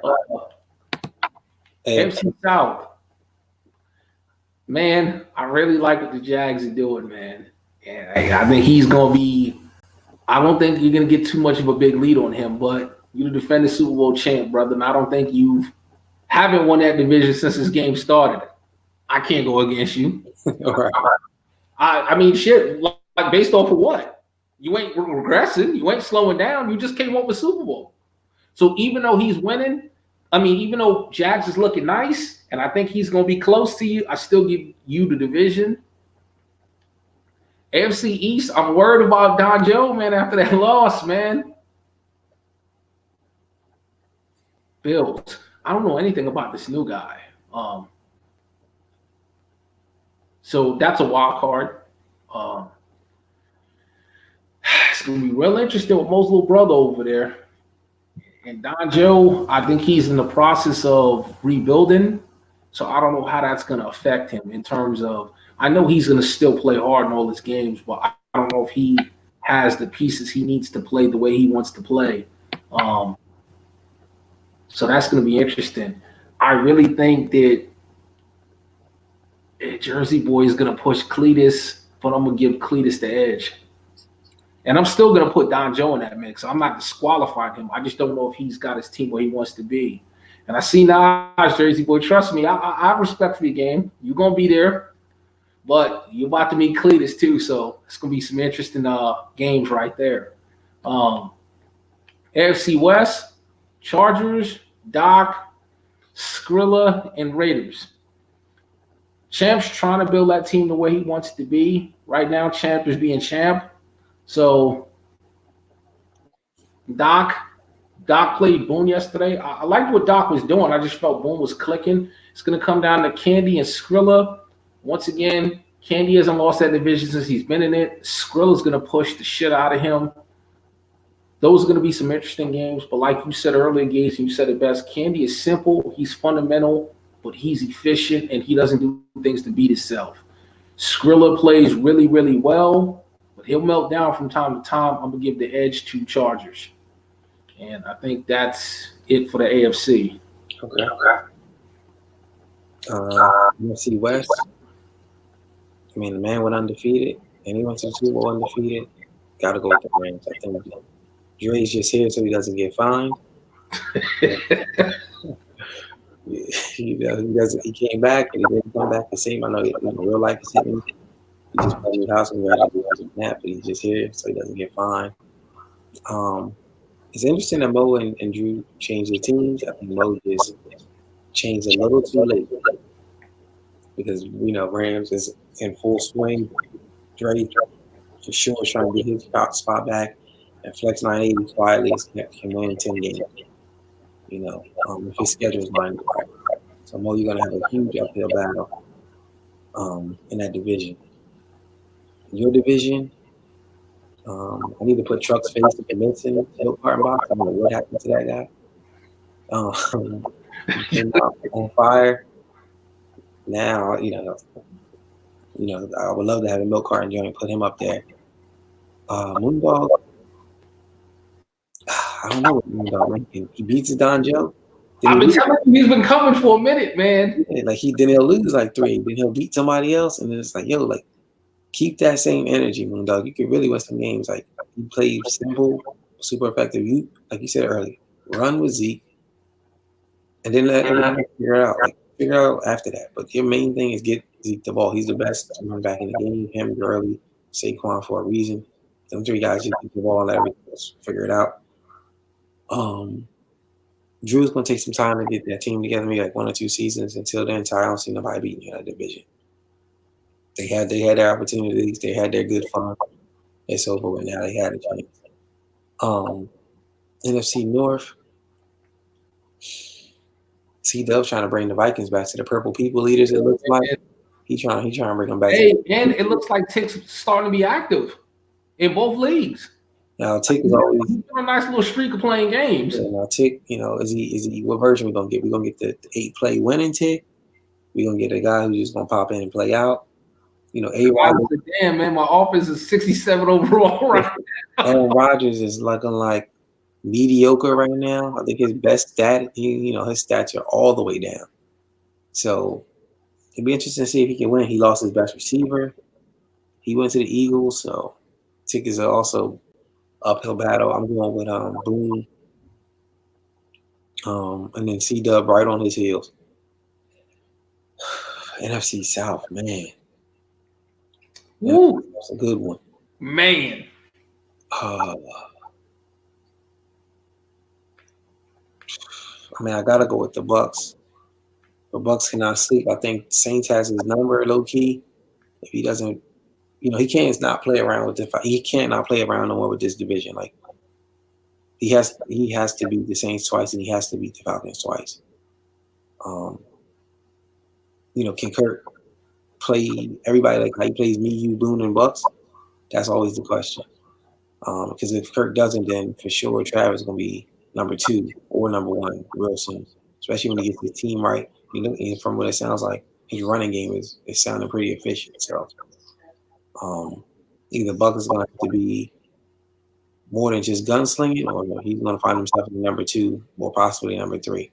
But till then, I'm going to go with the Bucks, that division, your division, Rams, that division, and Boone in that division. That's my.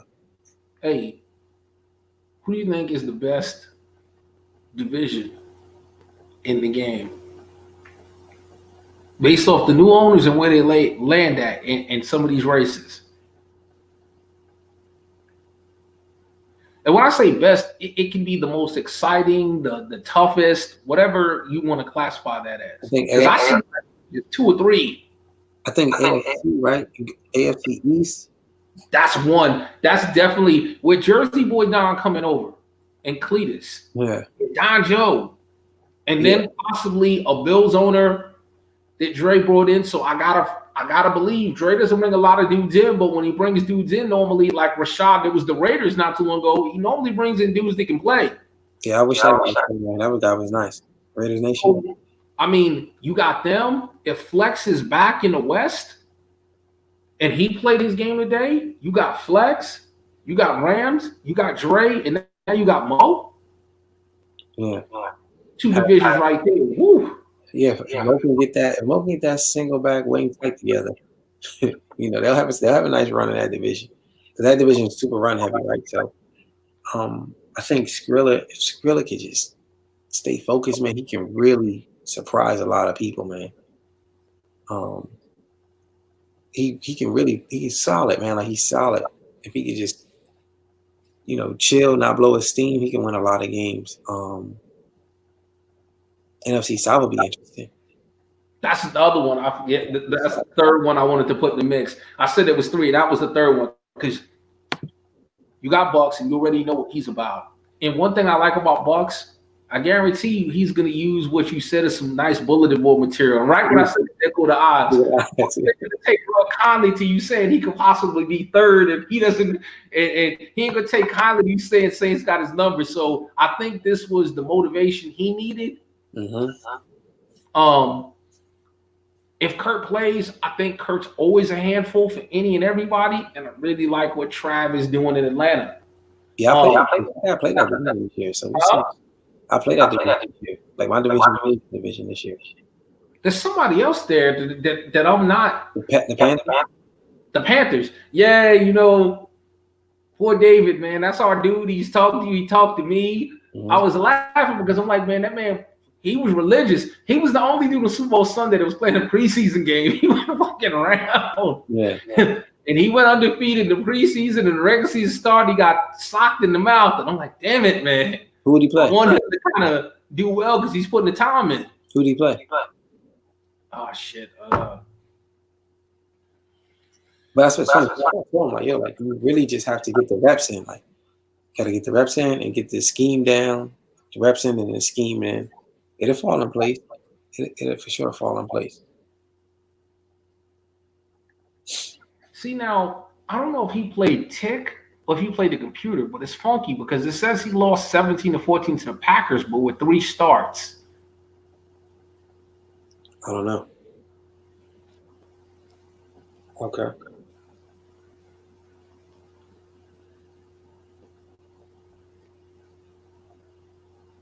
You thinking about it? No, I was just looking at some of the other scores. I was looking at Jags and Colts score and some of the other scores. That damn game, tell you what, I started watching it when I was at work, so I didn't get to see the whole thing. But Skrilla jumped out early on the Vikes, C-Dub. But then C-Dub started coming back, but I think he was in a pretty significant hole. I mean, that game right there was 54-37. So, hey, what do they always say, the announcers in the game? Offense wasn't at a premium. You know, offense, defense wasn't at a premium. Yo, they look like, I seen the stats on that game. They both had monster stats. Like, they were airing that ball out. They were gunslinging that game. Well, think about it, right? You got the Chiefs with Hill and Mahomes, and then you got the Vikes now with D-Hop and that retooled. He took a lot of, I forget the name of his young quarterback, but he was up there, the league leaders in picks, but he sucked it up to get him built up so that this season he could really start utilizing. Mm-hmm. FC does a nice running game, quiet as kept. Yeah, the problem with that, because me and him talk about it, is he's another one. He's got one of the better running backs in the game with Dalvin Cook, but Cook can't play. He can't seem to play more than 8 or 9 games a season. Now, him is to get a viable backup. Like, I got a viable backup with Dontrell Hilliard for Saquon because I got tired of that bullshit. Yeah, I would have got rid of Dalvin Cook early. He's so fragile on here. I would have, you know what I'm saying? Like, when we started, he wasn't even an X factor, right? So, yeah, I would have got him. I'm not a fan of Dalvin Cook for sure. Like, in real life, he's nice, but on Madden, they don't give him his just due. So, you know, he's nice on Madden. He just can't. He's just not. You almost got to platoon him on the game. Yeah. And even then, he's probably going to get hurt. But, like, honestly, if I had Dalvin Cook, I'd probably pair him with another running back and run a 2-headed monster Boone style and let him touch the ball more than 12 or 13 times a game. Yeah, but that's hard. It's hard, though, like, when them dudes is clicking to pull them. They in the X factor where they just eating. And it's like, oh, let me bench him so he doesn't get hurt. It's like, let me feed the hot hand. Yeah, for sure. But he's got to go to like what you got, like the way you utilize Cohen and Mixon, or the way Boone utilizes Kamara and Carson. He's got to have something like that to help Cook. Cook can't carry the load. He can't carry the load. Yeah, I've noticed that. I mean, it just seems like that. Man, that's what it seems to be the thing. Like, people really can't. One back really can't carry the load. Like, well, you're absolutely right, because one of the things, low key, going back to the Jags, he did that. I remember watching a few of his games thinking, man, is Leonard Fournette hurt? And I'm thinking, no, he's not. He just has another running back that's really good, and he's platooning him and Fournette. It's working out. Yeah. Who you think will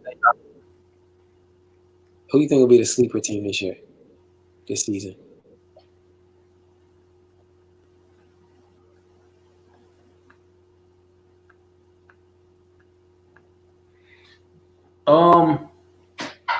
I'm going to do the AFC and NFC. In the NFC,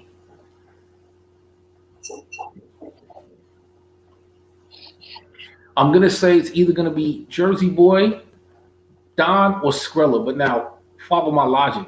Jersey Boy, huh? They're AFC, right?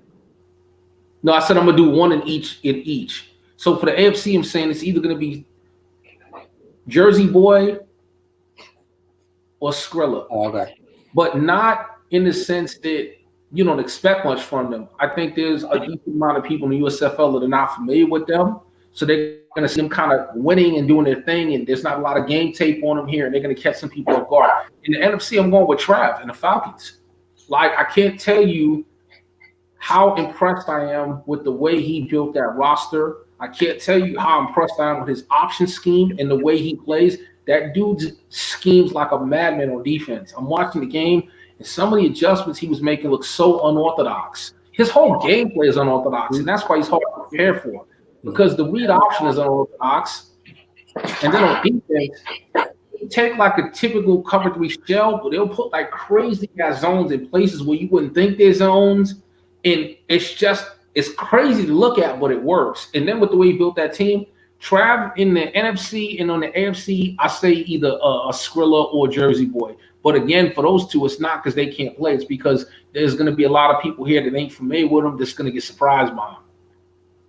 Yeah, I think Skrilla will have a little bit more success than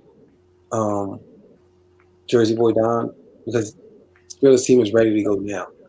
Jersey Boy Don has to come back. That's a good point. Put his pieces together.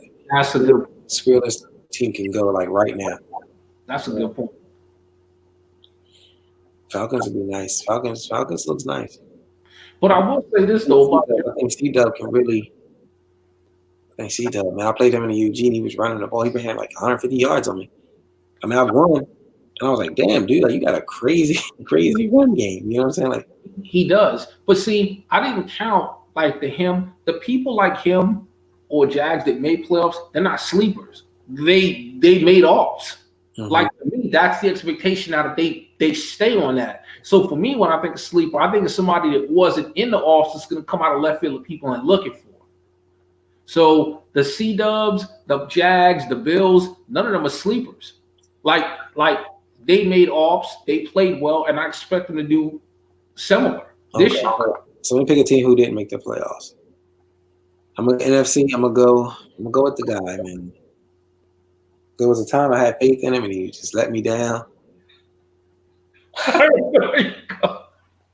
gonna go ahead and do it. I'm gonna go ahead and try to restore this faith in this man. Moondog, if you're watching, bro, give me one great season.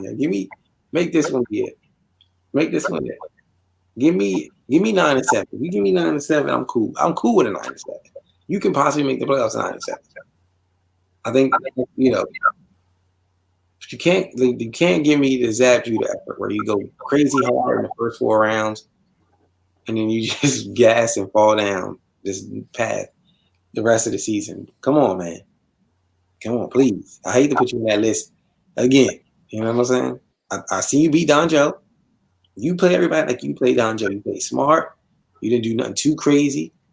You let DeMarcus Lawrence and Boza do their thing. You was like running around with the linebacker. You didn't play defensive line. You did not throw crazy passes down the field. And you ran Zeke. You play like that every time, man. You can win a lot more games, man. I'm telling you, you win a lot more games. I'm going with Moondog as my sleeper for the NFC. I'm going to roll with Skrilla in the AFC as a sleeper team. Especially with nobody having no game tape on him and even the Bills owner. You know what I'm saying? Like, nobody has no people on y'all. Like, y'all can just – nobody knows what you're doing. Hey, man, so we haven't done this in a long time, and I really kind of don't want to do it because it's the beginning of a new season. There should be hope and optimism in the air. But we haven't done a Get It Together. This is going to be a different Get It Together. I keep that card just in case. Right. Now, I'm going to tell you how we're going to do this. Because now, like you said, we're going into season 5. So in the beginning, when people aren't doing well in season 1 and 2, it's like, hey, man, they got to get their team right or their scheme right. No worries. We're in season 5 now, man. There have been 5 drafts. There have been 5 free agency periods. Everybody didn't have a myriad of schemes. Give me one person from the AFC, one person from the NFC where it's like, hey, man, I got to put my foot down. Enough is enough, brother. I need something from you. Set the tone. Set the tone in the AFC. And truck in the NFC. I need something from them guys. You know what? I hate to do it because he's my dude, man. I got to go set the tone, too, in the AFC. I'm tired of telling people, yo, man, set the tone's good, man. Set the tone can play, man. I know what he can do. And the reason I'm putting him there is because I'm just not seeing any improvement. Like, I don't care about making the playoffs. It's like what you said about Mundo. I just need to see you win more than 4 or 5 games, brother. You better than that. Shake yourself.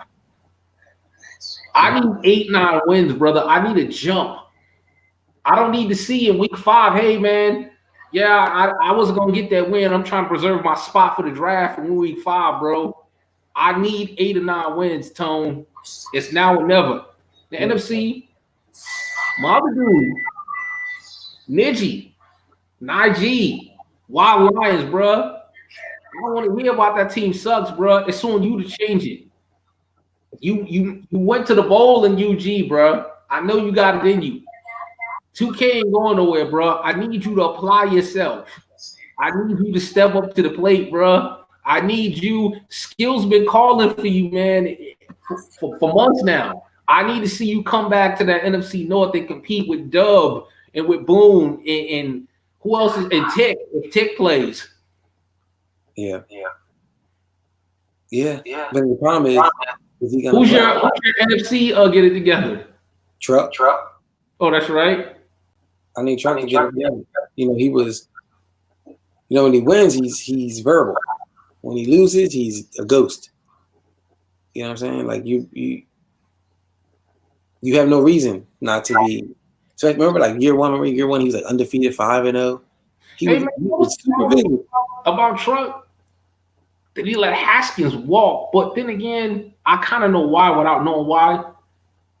I guarantee you, low key, if you look at Haskins' stats, I give Truck crazy props for building that dude up. Because I'm gonna tell you, when I play Truck, Haskins is a problem. I tried to trade, and his stats support it. But I'm like, I guarantee that dude probably wanted like 170 mil or 180 mil because Daniel Jones wanted like 140. I tried to trade Haskins for Watkins before Watkins' deal was up. Like before I had to give him the big money, he was like, "No, I don't want him." And then two seasons later, he lets Haskins walk. I'm like, dude. I mean, this man quarterbacks are like unicorns. Good quarterbacks are like unicorns. That's why I had to pay Jones. I'm like, shit. Right, you better sign him, guys. Stop playing around. I'm like, man, I didn't put in 3 hard seasons of throwing picks and shit to start Jay Butterfield. Listen, man, you get a good quarterback, you better sign him. Don't let that man walk and think it's, I'm gonna catch another one on the next one around. No, because when they come draft time, there's only 1 or 2 good ones in the draft. You know, everybody else is very, very regular. You know what I'm saying? So, okay, so now I got a segment. It's you know what? I want to introduce this segment from now on. You know how last year I used to do round robin? Yep. I might still do that, but I have a different one. I want to discuss one real life sports take, preferably football, but if not, it could be basketball, baseball, a real life take. So, because I know we all are fans of football, which is why we play this game. So, my take for you, Gates, even though you admit I'm not really active in watching the game, I support college. But you seem to know a lot about what's going on in the game when I talk to you. So I'm going to ask you anyway. Should the Dallas Cowboys pay Dak Prescott his money? Should they give him the bag? Depends. What's the bag? Like, what is he asking? You know what? I don't have any numbers yet. They're in basic. Here's where it stands. They're trying to hammer out a deal. No figures have been divulged. And they've already, it's kind of leaked from Cowboy camp that at the end of the day, if push comes to shove, they're going to franchise his shit. Now, if they franchise him, what that means is he automatically needs to be paid as a top 5 QB. So whatever the top 5 QBs are making, he has to be in there in that range median. Now, I don't know what the numbers are, but here's some things to factor in. Jared Goff got a bag. Would you say Dak's better than Jared Goff? I would. Kirk Cousins got a bag. I'd say Dak's better than him. So these are guys in Goff and Cousins. Nick Foles got a bag. I'd say Dak's better than him. Now, those 3 guys I named, you're talking about between 17 and 25 mil. So if you're Dak Prescott, even though I don't know what that number is, and you're him, and you're saying, hey, wait a minute, I have better numbers and stats than these dudes, you probably looking at least 4 to 6 years and maybe 25 mil a year. So if you do the math on that, you're looking at, he ain't gonna get a 4-year deal, it'll be 5 years. You're looking at 5 years, 125, you're looking at 6, 150 in that range, if I had to guess, even though no numbers have come out. So now looking at the Dallas Cowboys team, looking at their underachievements, but looking at the potential they have, and looking at their lack of playoff success, you gave Zeke a bag, you signed him long term. Do you give Dak the bag? So Marc Gates, hot take. So let me answer that. Unfortunately, it's unfortunate Dak plays. It's a good thing he plays for Dallas, and it's a bad thing he plays for Dallas, right? Like, to be honest, aside from Troy Aikman, has Jerry Jones really ever really paid a QB? You know what I'm saying? Like, has he really ever paid a QB? Well, let me answer that real quick. But has he really had one? Let's look at some of the dudes he had. Right? Would you have gave Quincy Carter back? Hell no. No. Would you have gave Kellen Clemens one? No. Would you give Anthony Wright one? No. So Jerry Jones, to me, has shown and proven his loyalty to his players, and he has given out a few bags. Yeah. This is the same dude that took a chance on Jalen Smith, knowing Jalen Smith was not going to play one snap the first season, and still took him high in the draft because he believed him. Jerry Jones is loyal to his players. Yeah. He locked up Zeke. He's locked up people. So So my second thing is, like, golf. I don't think golf is better than Dak. Golf is in a better system, right?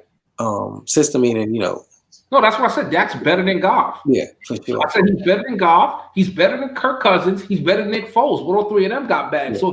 So Skill set less than them. Skill set Romo got the bag, and Romo should. Yes. Good shit, skills.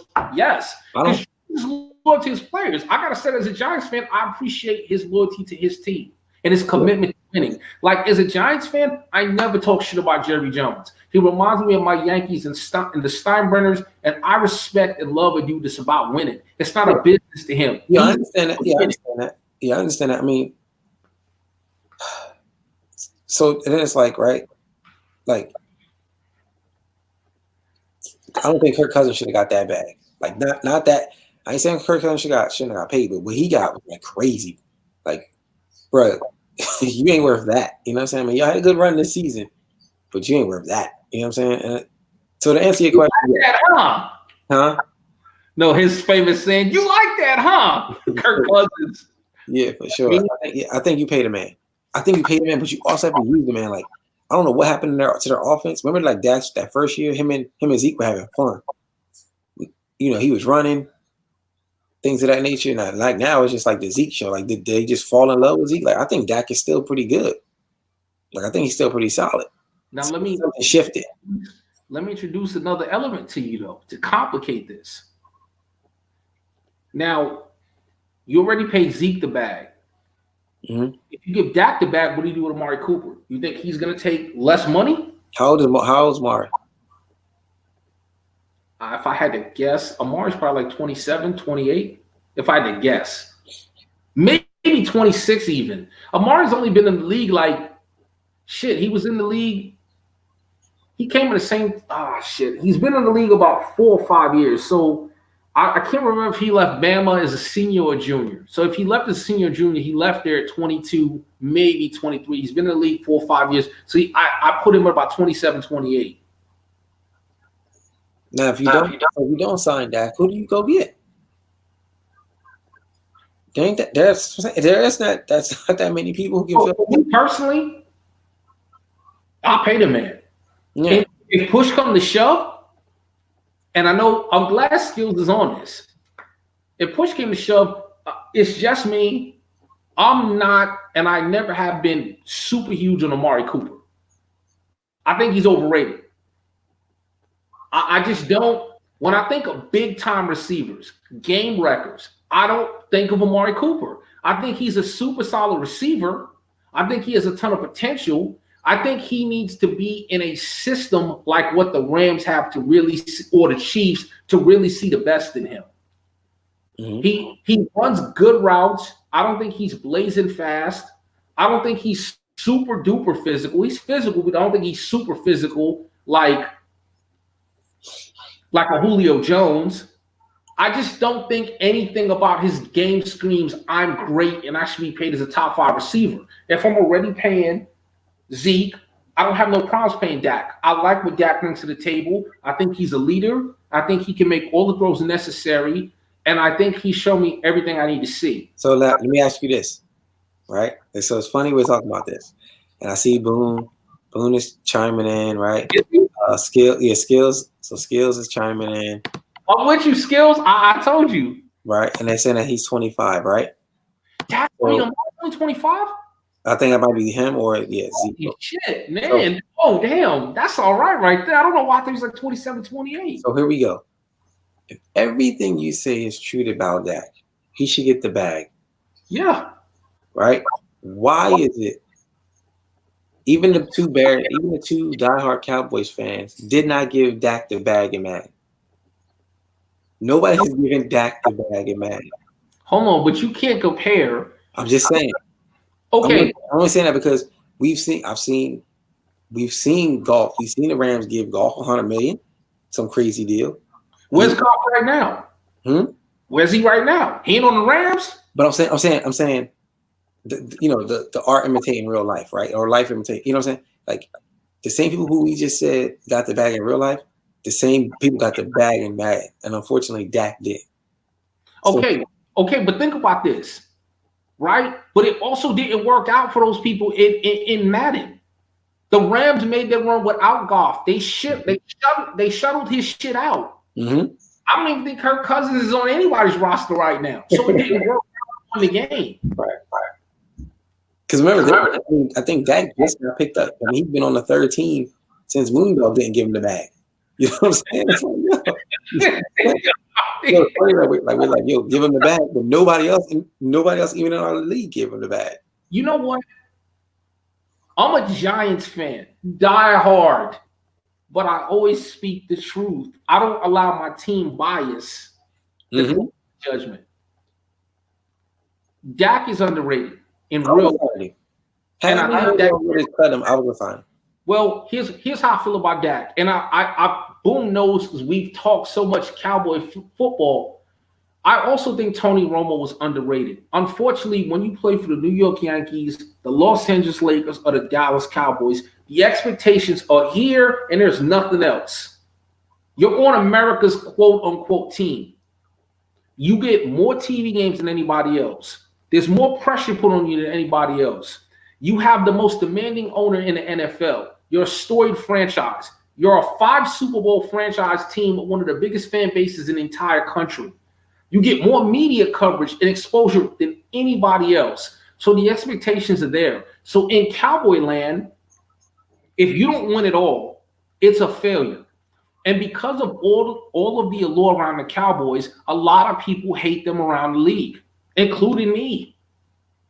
A lot of people hate on them. So between the hate from anti-Cowboy fan and the unrealistic expectations set by Cowboy fan, it always seems like if you don't win a Super Bowl, you're a disappointment. So Romo always got smashed on when he didn't deserve it. Romo was a great quarterback. It deserved better than the treatment he got. And Dak is a damn good QB. He's everything you want in a leader. He's quiet. He is no issues off the field. He's well respected in his locker room and around the league. He commands a huddle. He can make short, medium, long throws. He can scramble by time if needed. There is no flaw in Dak's game that I can see. And then, like you said, if you let him walk, who in the hell do you get to replace him? What are you going to get that's better than him? I'm not going to say Dak's a top 5 quarterback in the league, but Dak is definitely top 12. And that might not sound great, but there's 32 teams in the league. Oh, yeah. And I'm saying there's 20 people that wish they had a Dak Prescott. Oh, yeah. Actually, I might even put Dak, forget 12. Dak's got to be top 10. Mm-hmm. I think what's hurting Dak, Jason Witten is not himself. He's slowed down.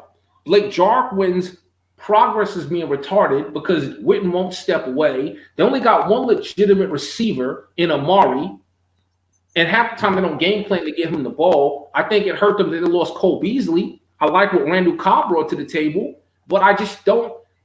You can build that team around Dak.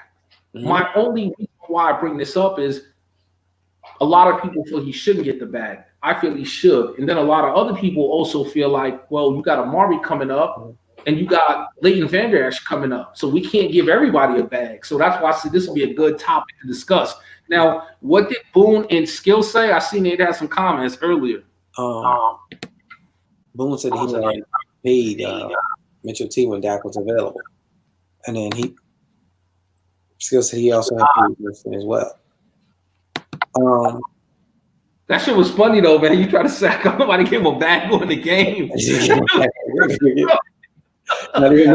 was time for was that? And now that Boone's watching, hey Boone, I had you back with Mitchell Trubisky, man. But I don't know if you've seen the whole show, but Gates basically said your dude's system QB. He don't get no props. Listen, he said something about you. He's in a good system. You developed a good system. So you said he's a system quarterback.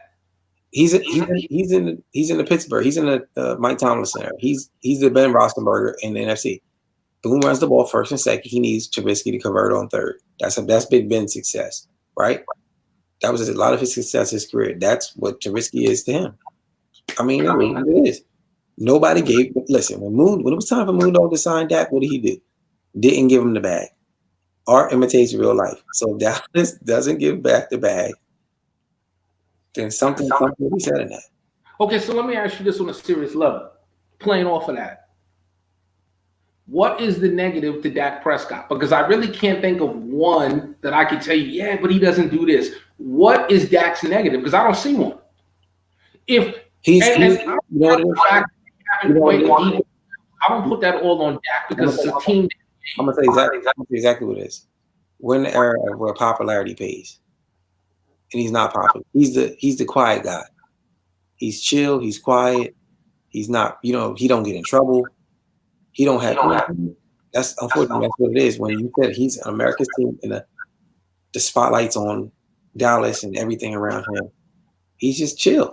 He's just super chill, super quiet. I think his game is nice. I will sign. He can get signed. I agree. He's top 10 easily. The only reason why he's not top 5 is you still got some old guys like Drew Brees, Aaron Rodgers, Brady. You can't until they go. You got to put them up in that conversation. But in the era, for sure, I like that. If Deshaun Watson unexpectedly retired in Madden 20 from the Texans and Dak Prescott's available, the $1 million question: does Gates give him the bag? I tried to trade for that, and Moondog told me no. I went for Haskins, Dak, and they both told me no. I tried to give Dak the bag for sure. But but what did I do? I signed Watson for $200 million. I sucked it up. He said, "I want $240 million." And I said, "You know what, kid?" Damn. I said, he gave me Mahomes $247. I'm gonna give you $240 because I ain't playing no games. I can't do it, man. And I love a quarterback, bro. I'll take Jay Butterfield. I can't do it, man. But look, he got me the trophy, so it worked, right? Hold on a second. Did he get you the trophy? Who's the Super Bowl MVP? I can't act like that man didn't get me there. No. Hold on a second. You just sat here. Mm-hmm. We talked a good portion of the show about how you changed your philosophy. You got away from the big name receivers. You got away from airing it out. You said you watched it and seen what Kenny was doing, and you ran your way to a trophy. I'm not saying Deshaun Watson was Trent Dilfer. Mm-mm. But what I'm saying is, you don't think you could have did what you did with John Smith as your quarterback? Not in that run I had, no, because he made a lot of throws, and that escape artist played a lot. Okay. Here's a better question. If Mitch Trubisky was your quarterback this year with this season, could you have won the Super Bowl with the way you play? I don't know. The kid is nice, man. He makes throws, yo. I like Watson.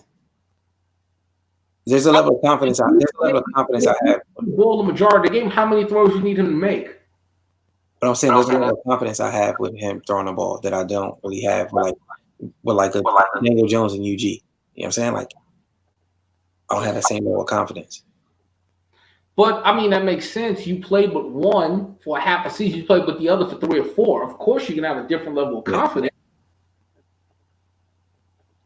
Yeah, maybe. I don't know. That's a good thing. If I told you 3 seasons ago that Joe Mixon is going to lead you to the promised land, you probably would have laughed in my face.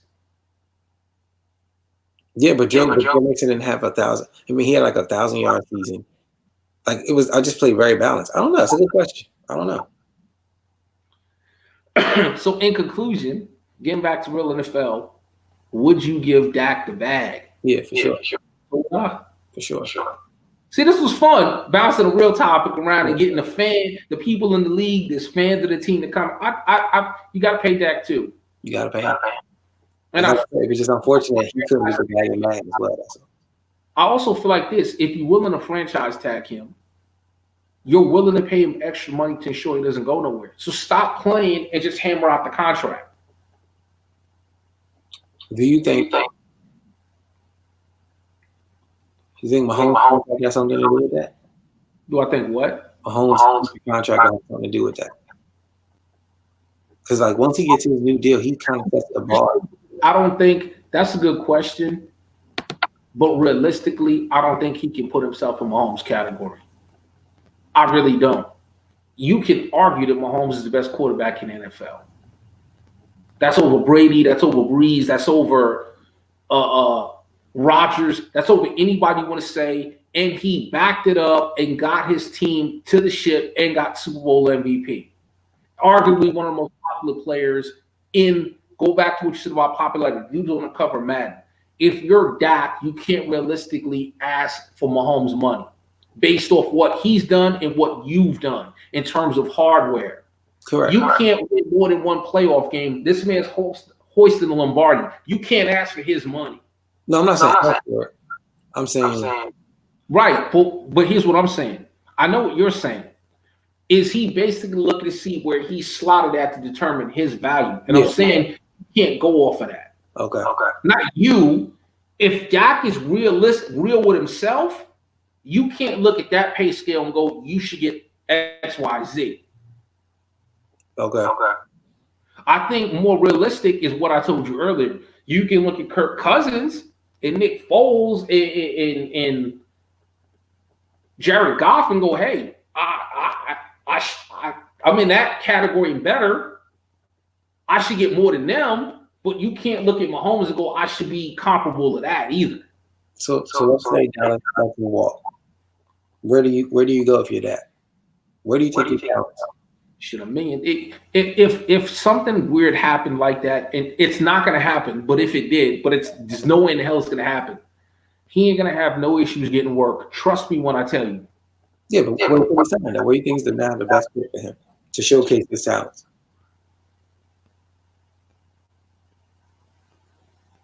You know, honestly,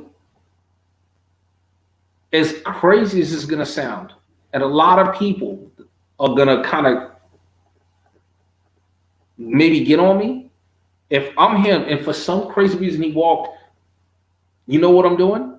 I'm telling my to get on the phone with Bill Belichick in New England. And if I'm New England, I'm doing that in a minute. I love Tom Brady. Tom Brady's an icon. It would be sacrilegious to let him go, but you already don't know what he's going to do. How much money are you going to commit to a 42-year-old dude? You already seen Eli Manning fall off a cliff. You've seen Phillip Rivers deteriorate this year before our eyes. If I'm New England, I'm going, wait a second. If we get Dak Prescott with what we already have in his defense and we get him a receiver too, we can keep this dynasty going and we can have this dude for another 9 or 10 years. Easy. I'm not keeping Tom Brady over young Dak Prescott. If I'm Dak and I roll, I'm going to New England. Yeah, and I agree with Bull. There's no way it's not going to happen. But for shits and giggles, best fit, and it's not even close, New England. They can win now. You already know what Belichick can do with a proven quarterback in his system. You know they're going to get him the talent around him. New England, and it's not even close. What do you say? The question is, do you want to sit a year or two for Tom Brady to go? No. Think about what I'm saying. Tom Brady's a free agent. They got to re-sign him.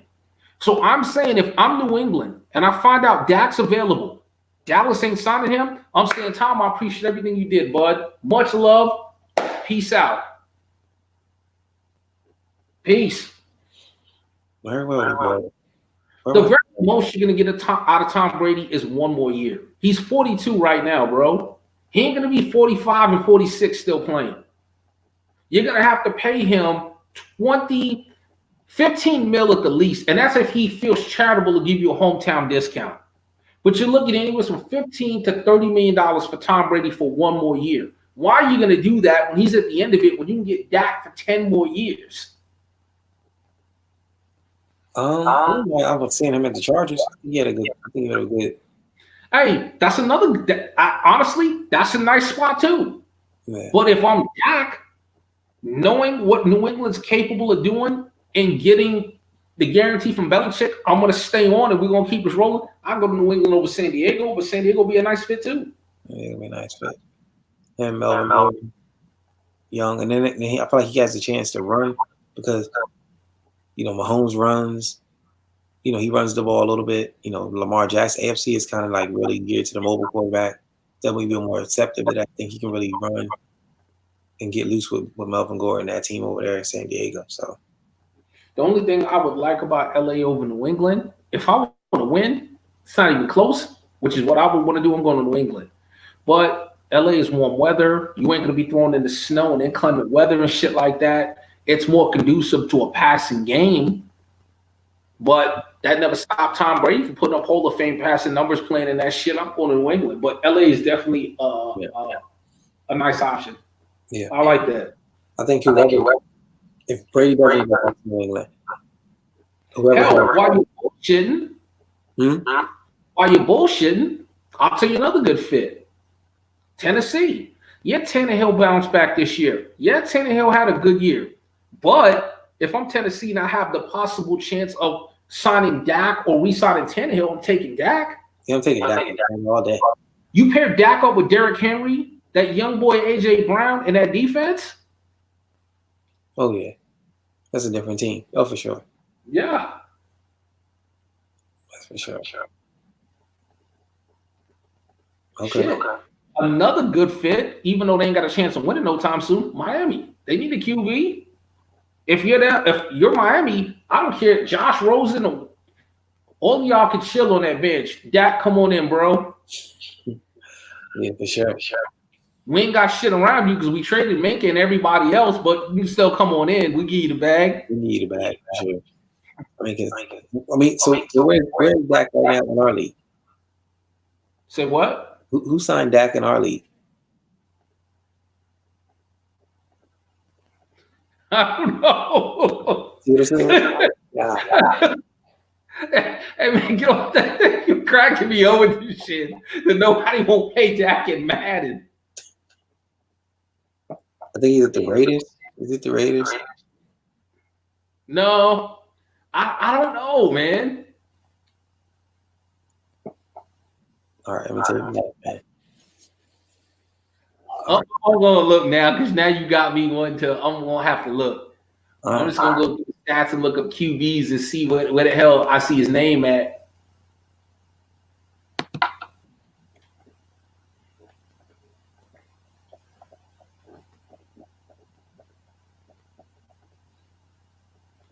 Dak Prescott. Mo, the Arizona Cardinals. Oh, okay. An Eagle fan gave Dak the bag. Go figure.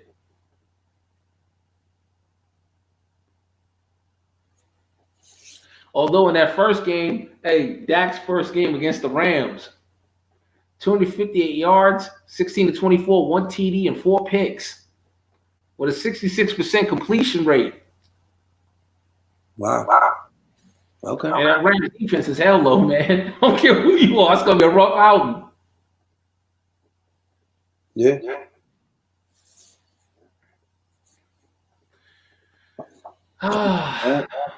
We're at the 2 hour and 10 mark, man. Let me get the last play of the game. Let you wrap it up. Brother, I don't have a last play, man. I just really enjoyed the combo. I like the different things we touched on. Yeah, I'm good. Yeah, I don't have nothing either, man. Somebody give Dak the bag, man. For the real life of Madden, man. Stop playing with Dak, man. No. give Dak the bag. Doesn't mean that Mitchell was a system QB, man. You was on a good one today. Sure. Trubisky got the bag. Dak didn't get the bag. Yeah, there's just a lot of players who are better than. You know what I'm saying? So, no, man, there's a lot of good tips. I think we covered a lot. It'd be interesting to see how the season plays out. Definitely, we got to do something by. Hey, you want to hear something super duper funny about the bag and Dak? Mm-hmm. Well, who did you say was the first person not to give Dak the bag? Mundo. So, this year in Madden with one of the patches 2 catches ago, they patched it in now to where in the 5th year you can offer rookies, you can sign them on that 5th-year option, right? Yeah. Ask me why the 5th-year option came up for Ed Rafano, who's the quarterback that Mundo kept to let Dak walk. Mundo hit him up on a 5th-year option. Ask me why Rafano's getting like $22.5 million next season. But you wouldn't give Dak the bag. He wouldn't give Dak after he went to. Remember, he went through the whole preseason. He went through the whole offseason, free agency, and Moondog signed him again for that year. And then Dak wanted a smaller bag, and he still didn't give him a bag. And he let him. I'll say this in Moondog's defense, and I kind of feel for him. That's one thing I don't like about the 5th-year option, is because you don't really have any financials in front of you to know what you're signing them to. Now, there's a bunch of logic that, depending on where they get drafted, that's going to affect their money. But obviously, if he's seen that if you sign him for this additional year, he's going to be paid on this escalated 22.5, that influences your decision. You don't have that in front of you, so you're either blindly saying yes or no. Right. So that's my last play of the game. 5th-year option, folks. Be real careful. Because what's going to determine what they're going to get paid on that 5th-year option has to do with their place in the draft. Top 5, I believe it's either top 5 or top 10 draft picks in this one tier to where they get monster money. Mm-hmm. Everything breaks down according to tiers in terms of where the player was drafted and then production's factored in. So you really kind of need to understand where your guy's at in terms of the draft, pecking on his production to get an idea of what that 5th-year escalator is going to look like. Don't just randomly click that button and say, yeah, I'm cool. Let me lock him in for another year. Yeah, you're not paying $30 million for 1 year or something. Yeah. But definitely a good show. Try to do one again. Hope everybody keeps competition and competitive level and a high energy. And until then, man, I guess we'll check you out the next time. Yes, sir. I'm signing off. I'm Ty signing off. All right, another owner's box done. Talk to you guys in See you, brother. All right. A good show, man. Definitely. All right, man. All right. Late. Peace.